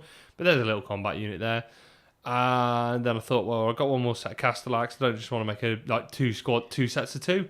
So right, I made the other one. The other one's got 3 multi-motors, 6 flamers, and power blades as well. 2 have got power blades and one's got siege wrecker. So they're kind of like a combat tank hunter unit. Multi-motors are going to smash up armor, take on dreadnoughts. So I gave the Tech Marine that rolls with them a Thunder Hammer. He's got rag grenades as well, actually, just for shits and giggles. And a combi weapon, so he'll have a combi mortar gun. So that's kind of a tank hunting unit. So you can see how I've taken sort of one model, and rolled through it. I've worked with the Legionist. I've worked with the rules restrictions, so I know what I've got to do. I've built. There's playability in that. I mean, it's by no means a great army because it's fucking all robots, but there's a lot of high strength, there's a lot of high toughness, multi-wound units there. I've got bugger all scoring. Well, no, because Castellax rules. No, Castellax never count as scoring units. Yeah. So I've got 2 scoring units with HQs in, but I've got war bands. I've got a real theme there. Yeah.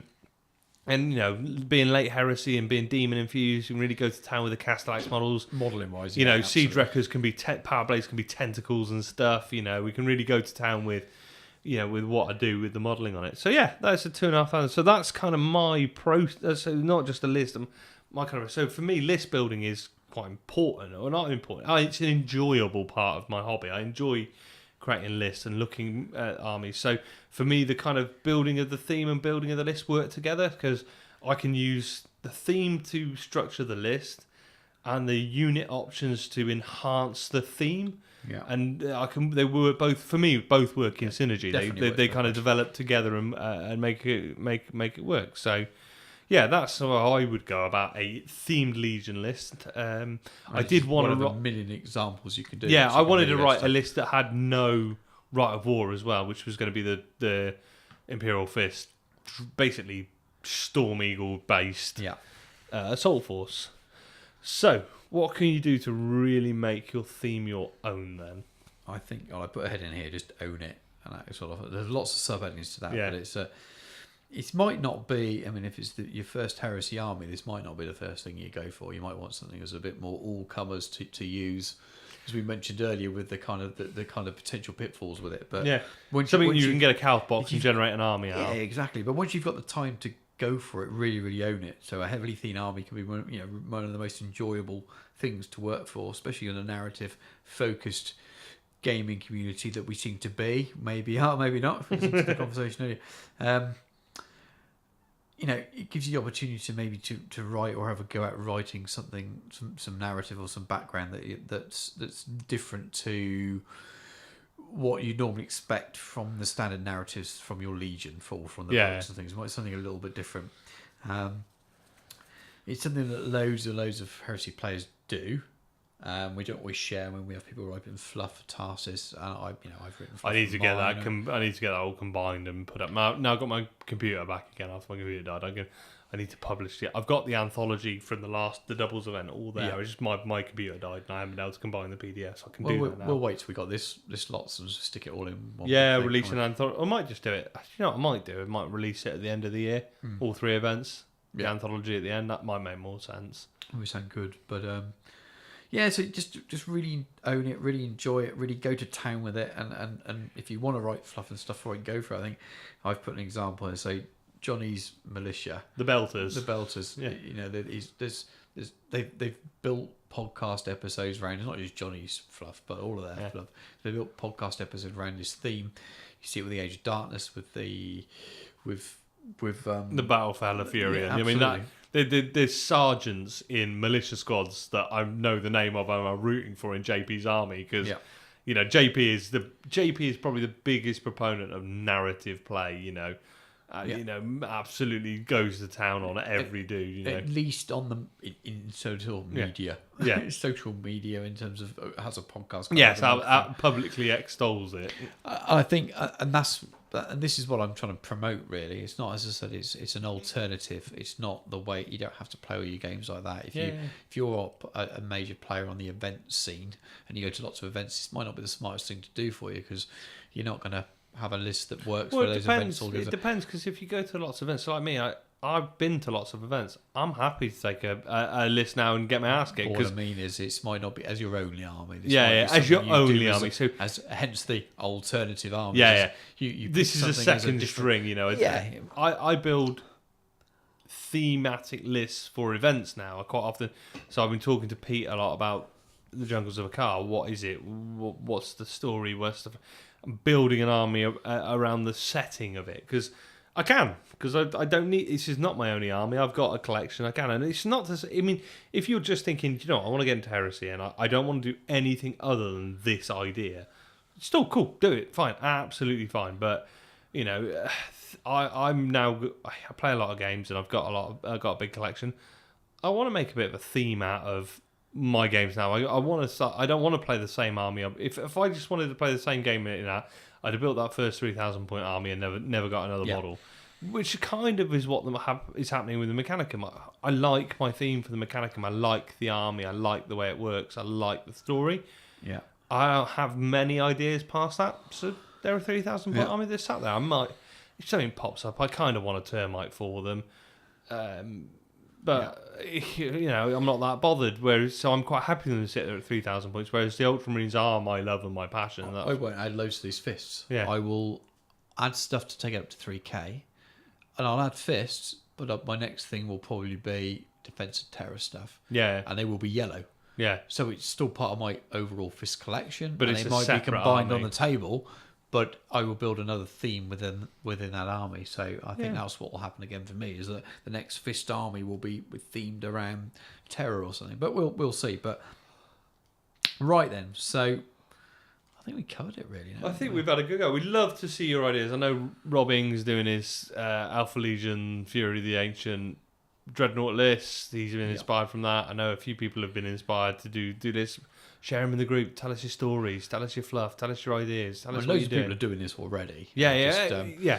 Just wanted to give it some Yeah, airtime. give it some time. and, We started off with the whole idea for this season of shows was looking at lists outside of the legions, which is why we did Mechanicum, Solar, and Militia to start with.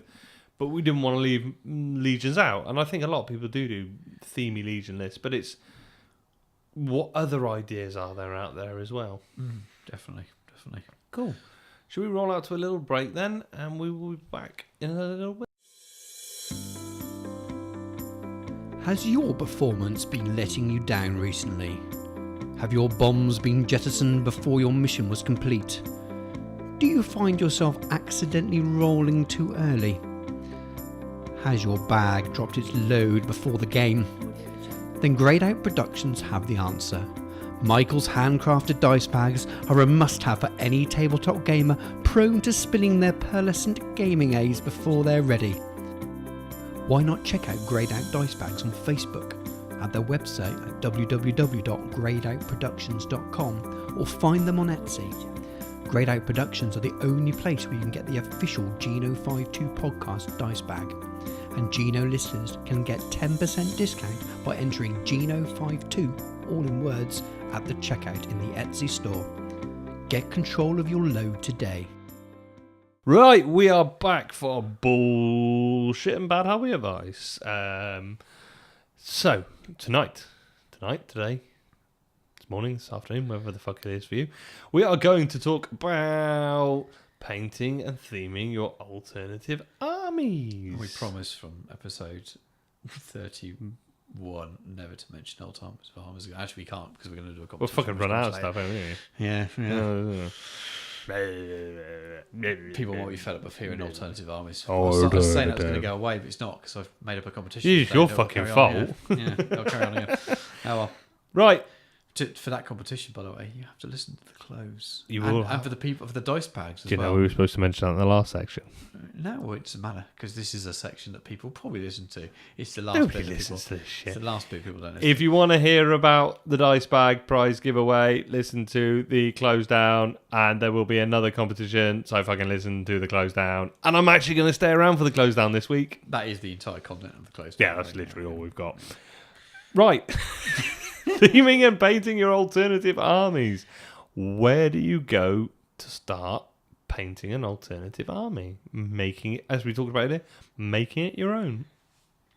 Yeah, I think we touched on quite heavily, especially when I gave my You touched me examples quite already. heavily. Wow. So I probably covered the theme. For me, the visual was a very, very important part of the theme. Probably kick-started it more than the other stuff. They all sort of rolled in afterwards. But so the alternative paint scheme was a huge part of mine. It might not be for everyone. So if we use your example, there's not really going to be an alternative paint scheme there, but it may be lots more alternative modelling, I suppose. Yeah. So really going to town on those Castellax, making them look like they've almost dark mech style kind of. All kinds of tentacles and shit. Yeah, basically, but not from the purple type of tentacles, more the kind of weird non-sexual type. Let me climb inside you with my tentacles. So anyway, how would you go about it? So the first thing I think would be do some research, because if you're putting some time into these alternative themes and lists and really want to make your army stand out, you want to do a bit of research. So you might be trawling through the black books, looking through the visions books, trying to find something that inspires you. It might be an alternative scheme. It might just be a unit with a certain unit marking on or something. You might be doing a little bit of what I did with that kind of reverse law thing, where I looked at the executioners and realised that matched up with the crusade stuff. So you've got this kind of grey, kind of either side of the heresy. So you're almost looking ahead. So maybe your legion has a certain chapter that springs from it later on that forms from a certain company or unit. Well, then you want to bring a bit of that back into the paint scheme. There might not be any law for that, but maybe you just. Well, the Nova Marines are talked about quite heavily, and the Ultramarines, they quite clearly are defining their heraldry already. Yeah. As part of the Nova company, so they just use a different shoulder pad or something that brings that kind of stuff. Well, in. I think it's only really it's a blue and white checker for the Nova Marines, isn't it? Yeah. Really, so it doesn't have to be huge changes to the paint scheme. silly, but like every one of my Ultramarines' left knee pad is painted gold Yeah. because that's the company marking. So you can take little elements. Is that like having a right ear, just one ear piece, but the right ear? Yeah, and a loose backside.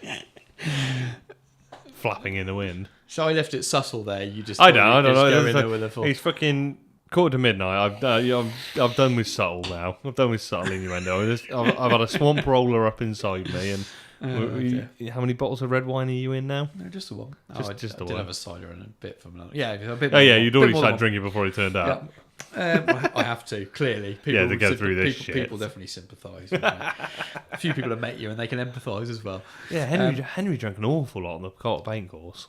There's a lot of crying in the corner as well. And earplugs. So yeah, paint schemes, drawing from real life as well, especially if you do militia. Is there a real world example? So JP and all these Russian stuff. Modern Spec Ops themes, World War II regiments, classic. He's done a brilliant militia armies. Webster something. Oliver Thomas. Yeah. Beautiful. Using a lot of the Anvil industry stuff. His armies. All he's got to do is paint something. And Anvil infantry heads. There's lots of Anvil industry bits and lots of. It looks like a modern sort of. Yeah, it looks like a 21st century force. Just needs to paint something bright. And if he knows I'm digging at him, his stuff is absolutely amazing. he was on Mark's course, and he was like, "I'm going to paint grey and black," and Mark was like, "No, paint with bright colours." I think someone forced him to paint with fluorescent paint. Oh, wow. Well, but yeah, his stuff is I wouldn't stunning. troll him. I think his stuff's absolutely stunning. No, it is absolutely beautiful, absolutely wonderful stuff. But yeah, he's very much taken I was talking to him about once wanted to do Sentinels, but Walkers didn't really fit because they're a desert themed force. Yeah. So he was looking at wheeled vehicles, so like Snatch Land Raiders and stuff for camels. Camels. Camels. Camels, $3.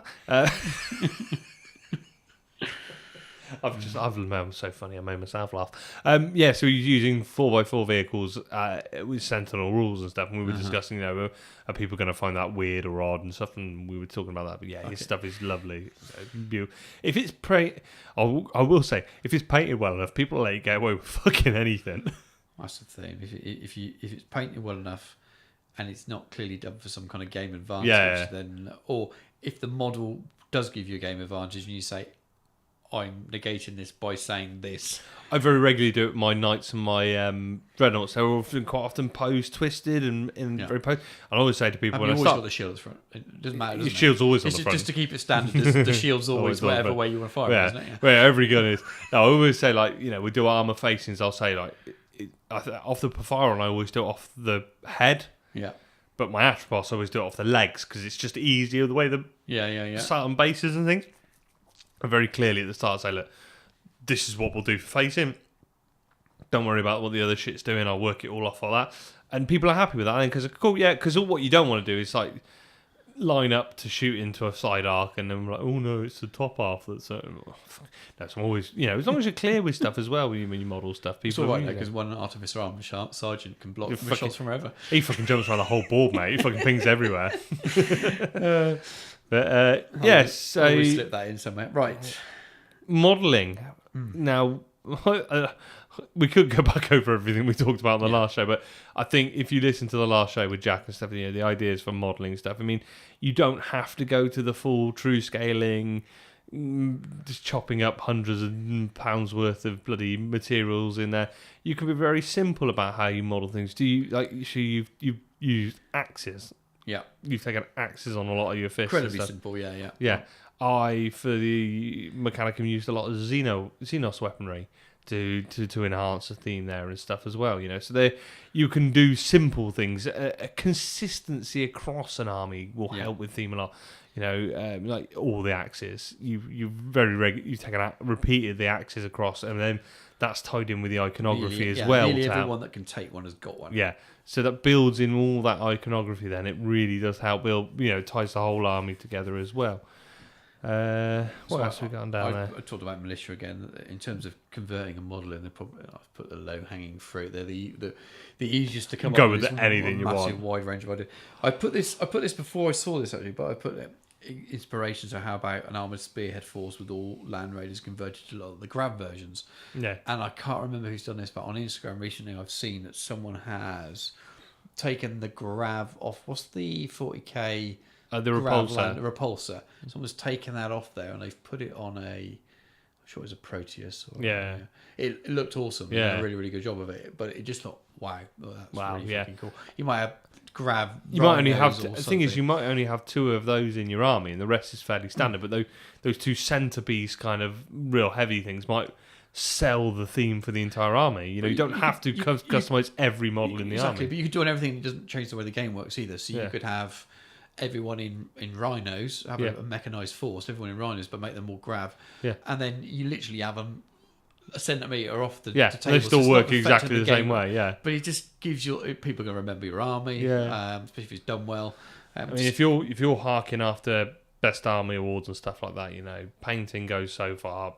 Having a theme and conversions and stuff will go another, especially in peer voted. yeah, You know, one of the things we talked about, you know, there are 2 very different things between display painting and army painting. yeah, And one of the things that will sell an army as a best painted army yeah, is a level of consistency across it. So it doesn't have to be the best painting.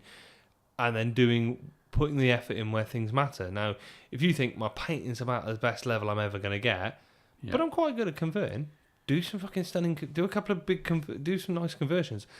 And that will elevate the whole feel of the army then. Because it's Certainly. like, this is painted really nice. Fuck me, look at those grav rhinos. You know, suddenly we've taken it up that step then. Yeah, certainly. You see that with, obviously, we have painting competitions at Tarsus, and you'll see people that are probably the top 2 or 3 quality painters in terms of standard. And when you do the army judging and the peer voting, Yeah. people will pick stuff that probably isn't technically as good. And as looking at it from a painter's eye, what you wouldn't pick. But they're picking stuff because they're just blown away by the conversions or the theme and stuff, and that just shows. Well, that this is you why can- we have the it's 2 another bow awards. to your string, so to speak. We have Or those string 2 to your awards, bow. don't we? Yeah, that helps. At Tarsus, we have a best painted that me and you go and judge, which is technical painting of a model. Yeah. And we have the best of the hobby hero, which is focused more around the army, the theme, the narrative, the conversions. And you don't have to be the best painter in the world there to win that. And we do very often when we look at the voting, there are usually there's usually a crossover. The 2 do go together, but quite often there is 2 very clear sets of awards there. You know, you know, there will be the odd 1 or 2 that cross across. There are 2, but then there usually are a good, you know, that top 10 that we usually sort of whittle down from are 2 very different top 10s. Yeah, can be, definitely. And I'll just put a few other notes here, really, other things that you can easily do that will make your army stand out. So you can get custom decals or maybe use Fallout decals. hobbies. Yeah. Printing your own sheets. In your own, or even just pick from sort of military model decals. Yeah. You can get decals for your medieval knights and stuff like that. You know, Yeah. there's so many things you Stormcast can sort of tip into. decals. Yeah. In fact, they're bringing more and more decals out for different things these days. Yeah. And definitely model kits. I've got a TIE fighter to use as terrain for Legion. That comes with a set of decals, which are kind of weird symbols to use on there's A little wicked on a mechanical armor, yeah, probably. Exactly. So there's loads of different things that people go, what's that from? If you apply them well, people won't even know the decals as well. Yeah. Basing, again, it's a pretty simple one. Using basing to build contrast with your army. Yeah. And just do something really weird. And Yeah, out there with it but as that's what I well. mean. So you may have a fairly standard paint scheme. Doing an unusual basing will help you create a theme, and also push be advantageous to your painting because you can complement the painting and accentuate the painting with an unusual basing scheme. Absolutely. You can finish it off with a display board. We don't see too many of these in the UK, but I think we see. Yeah, me and you are quite keen to them. I'm really keen to do one. I haven't done it yet, and when we've done one, I can't do one for 8,000 points of Ultramarines. It's called a 6x4 table then. your trolley. Fucking trolley. And then nicely presented fluff, and we see Yeah. that a lot of events these Added days. extras. People producing kind of nice PDFs, people writing stuff in leather-bound books, people doing Fluff in foreign languages. MDF and plastic, laser cut plastic and stuff. If you're if you've got access to that stuff, Jody, People are look doing at that kind people of are thing. looking at the skills they've got and the resources they've got. I know somebody who can make something out of this. I know somebody who can do this. I can do this. I can do that.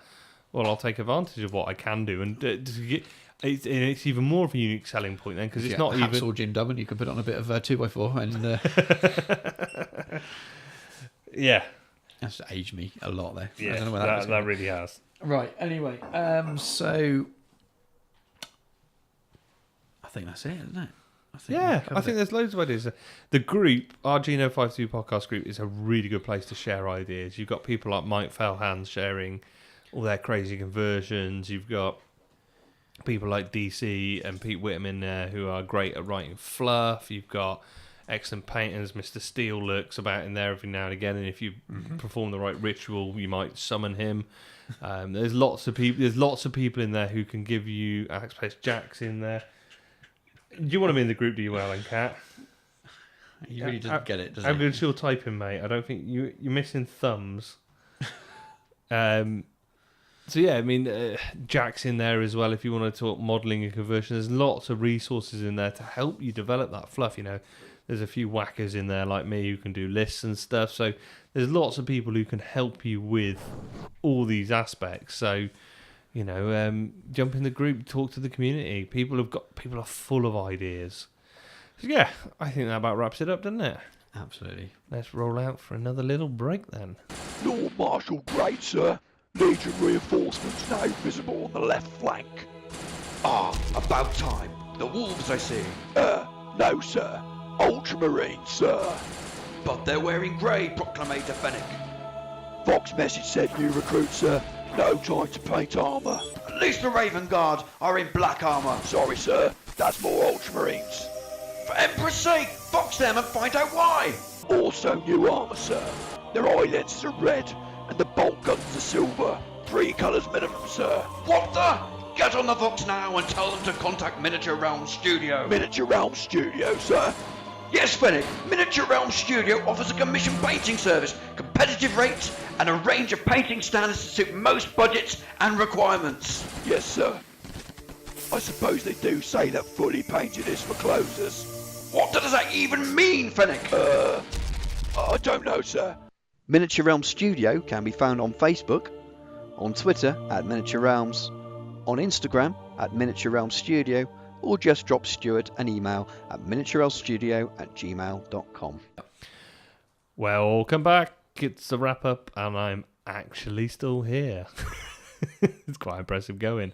It's time to draw the winner of our dice bag prize. Winners, actually. We've got 3, haven't we? Yeah. 3 or was it 2? 3. 3, yeah, it's 3. 3. 3. 3. Yeah, it's 3. You sure? Yeah, I'm just 3. just consulting the cat. Alan, how many we got? He doesn't know. Oh, you couldn't give a fuck. Right. I can't get in the dice bag. I'm not interested. Ain't got thumbs. Can't roll dice.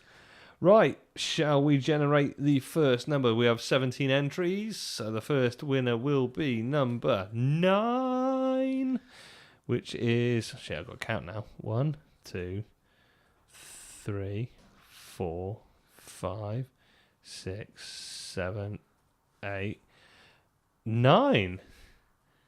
It's Mr. Grant Wills. Lovely. Lovely.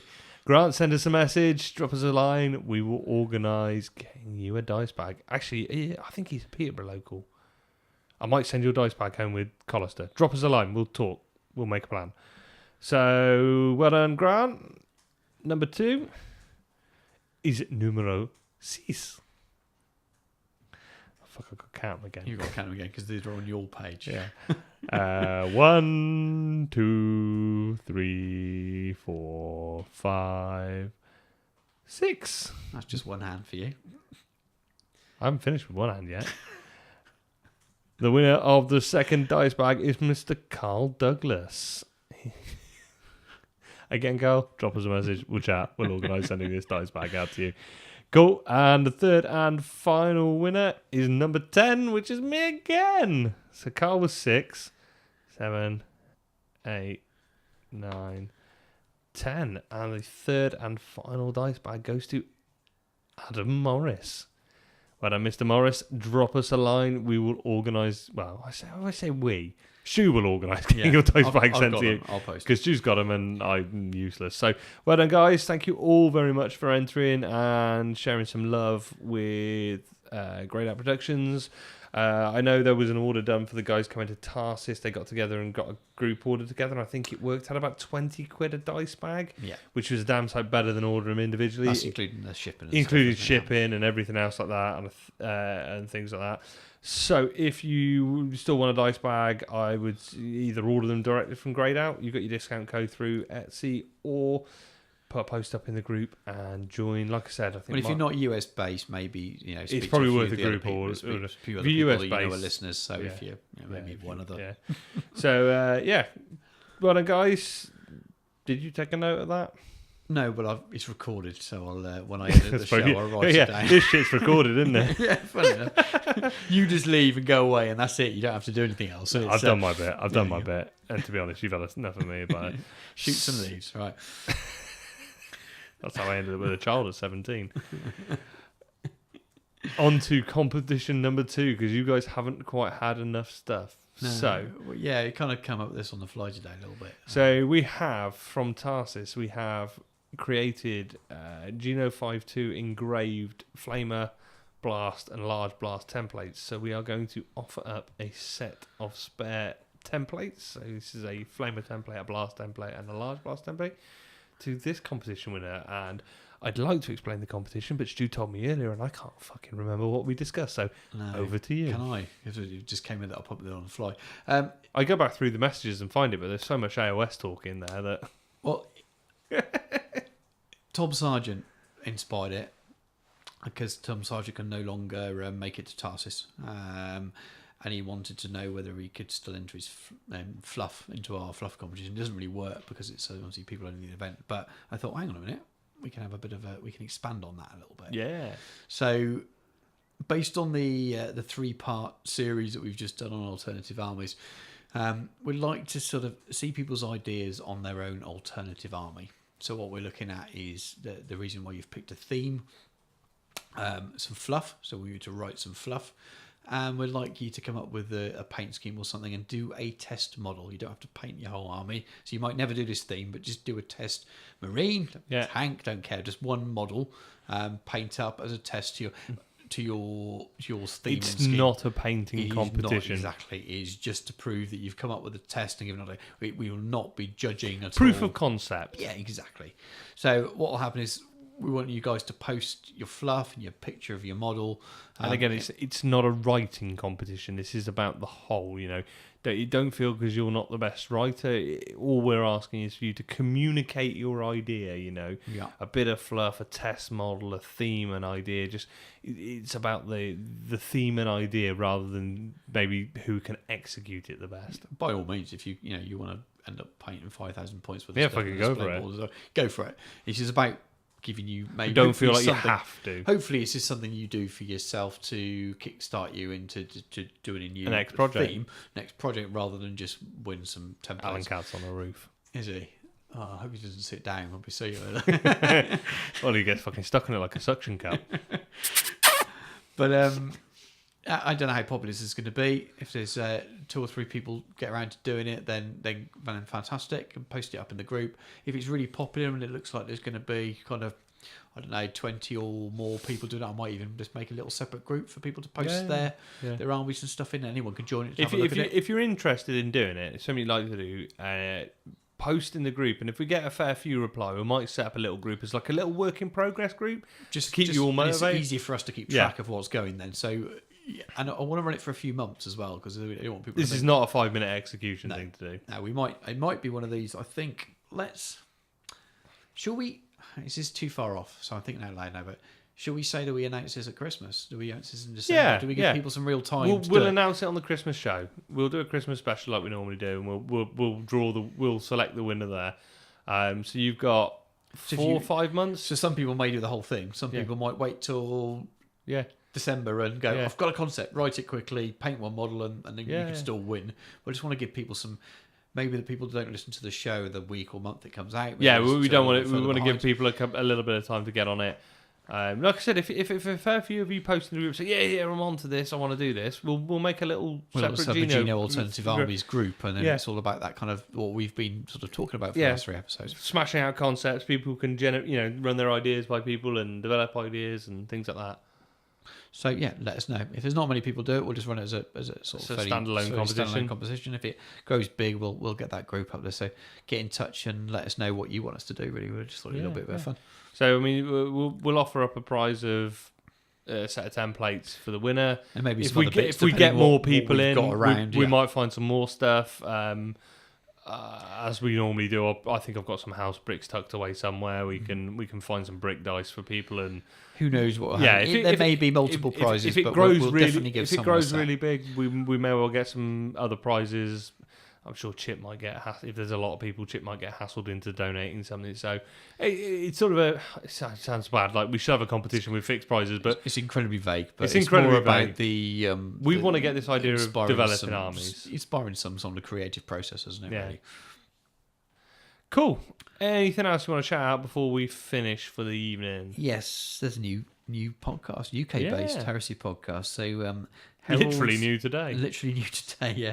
So I added it in the notes this morning when it first popped up in my feed, and had a message earlier from Richard Harris saying have a little listen. Didn't ask for a shout out, but thought we'd do it anyway. So the Heralds of Heresy podcast is only on SoundCloud at this stage. They're working because they're that early stage. The first show's up on SoundCloud, and it will soon appear on iTunes and all the other places as well. The link is in the show notes, so just have a little look there and have a listen to a new UK-based heresy podcast. Awesome.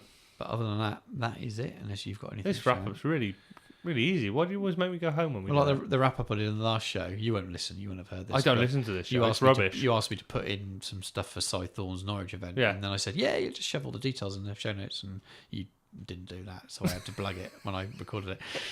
So I called you out on the show, so it's fine. It's all right, I don't listen, so don't fucking bother me.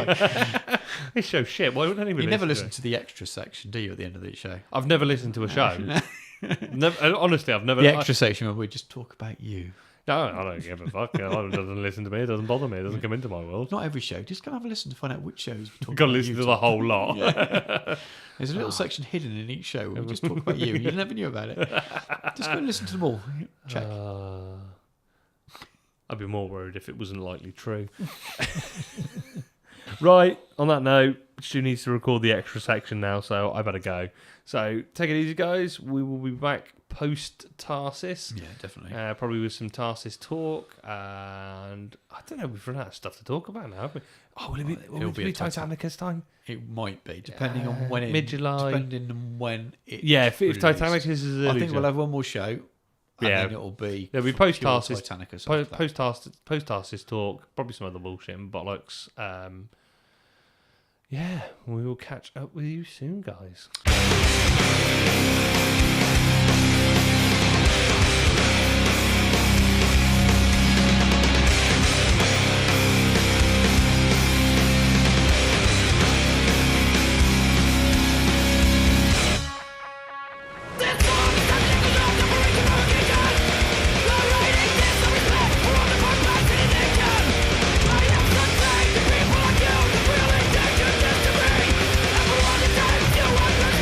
Thinking in between